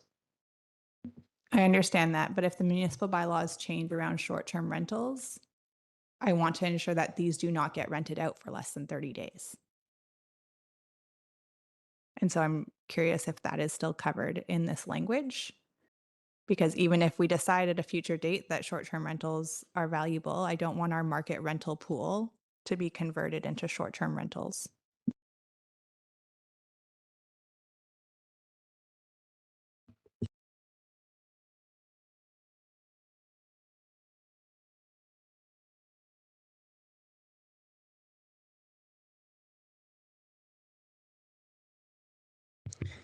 Sure.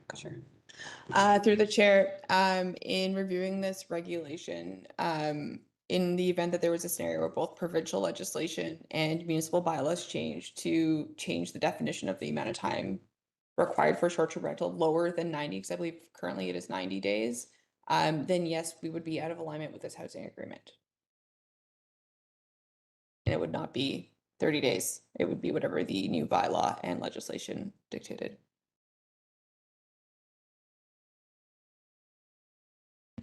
And also those things could be varied through TUP process, which is our current process in our, or would this, just by the nature of its construction, not be applicable for that program as this snapshot in time in the regulation? Through the chair, yeah, that would be conflating the definition of principal residence with the definition of a short-term rental.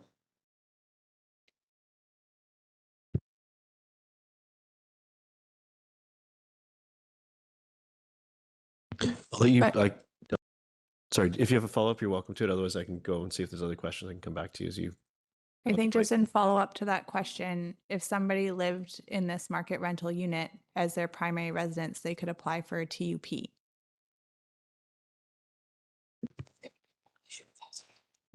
Through the chair, two things. If it's their principal residence, that's not an outlet for a TUP.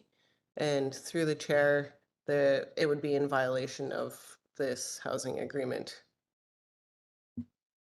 As currently written, but not in the amendment. So if it's their principal residence, they don't actually need a TUP, they can apply for a business license. Correct. However, the short-term rental use is not permitted in the housing agreement bylaw. but we're removing it. It gets, section F gets struck.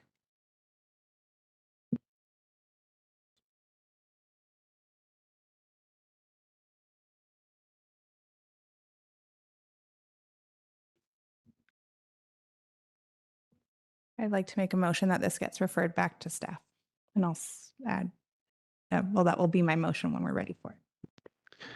Okay, and just as a heads up to to council, we are flirting with the need to a motion to extend. So if that's where we're,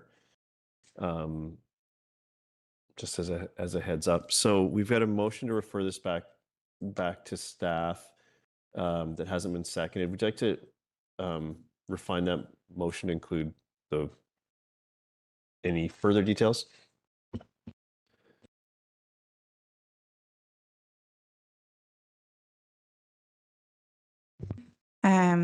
Yeah, so I will make the motion that the housing agreement bylaw 38201 Westway Avenue number 3138 2024 be referred back to staff for further review and discussion on section 2.1D for clarity on process for how for clarity, as well as item 2.1 E and F to ensure that no short-term rental is allowed in the market rental units being secured. Thank you. Are you seconding that, Councillor Hamilton? Yeah. Thank you, Councillor Stoner. Go ahead. Any other comments?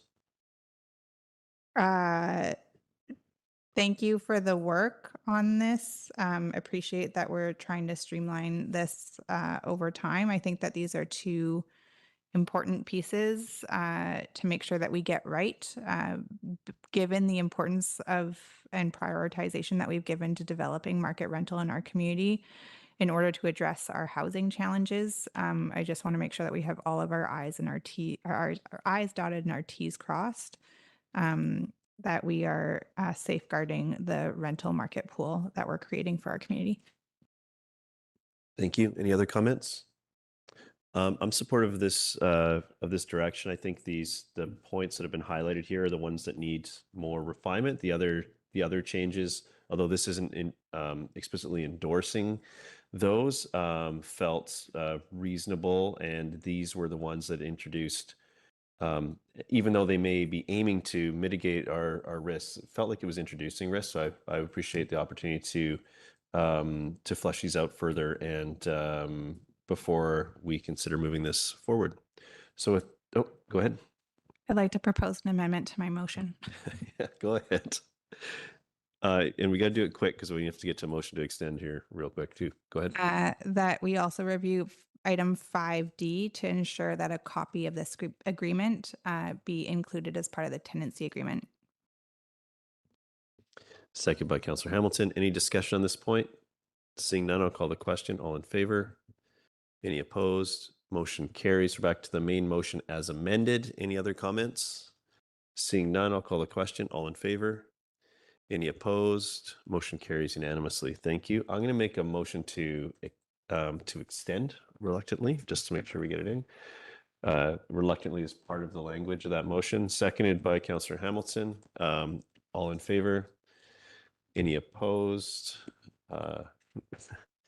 We all both support and oppose that. Motion carries unanimously. Thank you. So now we're on to, we have some adoptions here. It's our normal practice. We don't have a presentation on these. So I will move the first one, which is the District of Squamish election and assent voting bylaw. I'll move that if there's a seconder. Second by Councillor Hamilton. Thank you. All in favor? Any opposed? Motion carries. Thank you. Next, we have the tree management bylaw. I will also move that if there's a seconder. Second by Councillor Hamilton. I think it's just you and me on this these. All in favor? Any opposed? Motion carries. Thank you.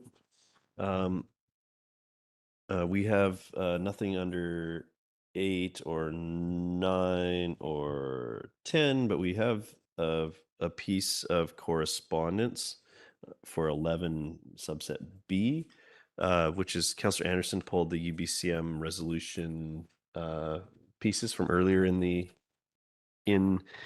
programming today. Would you like to speak to them, Councillor Anderson? Mayor Herford, given the late hour, I wonder if I might venture a proposal a motion that these be deferred to a future regular meeting. They're not urgent, but the items I wish to discuss relate to the BC Rail corridor issue, which is topical for us, but also an item in our strategic plan, namely employment lands and industrial lands planning. And they're not urgent, but I feel there's some points that arise regarding the province's response to our resolution from last year, but also with respect to the BC Rail corridor resolution, which was recently endorsed by the LMLGA. So I'd like to move that the two items, B3 and 4, that is the UBCM 2026 resolutions disposition from the LMLGA conference, and item 4, the provincial responses to 2025 UBCM resolutions, be deferred to a future regular meeting.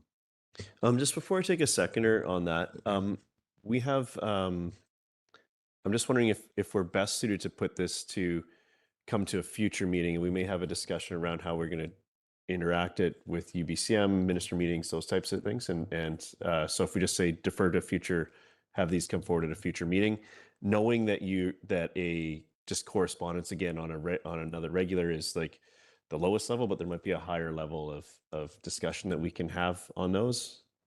I appreciate your suggestion, Mayor Herford, and that'll be perfectly fine with me. I'll amend my motion then to defer these two items to a future meeting.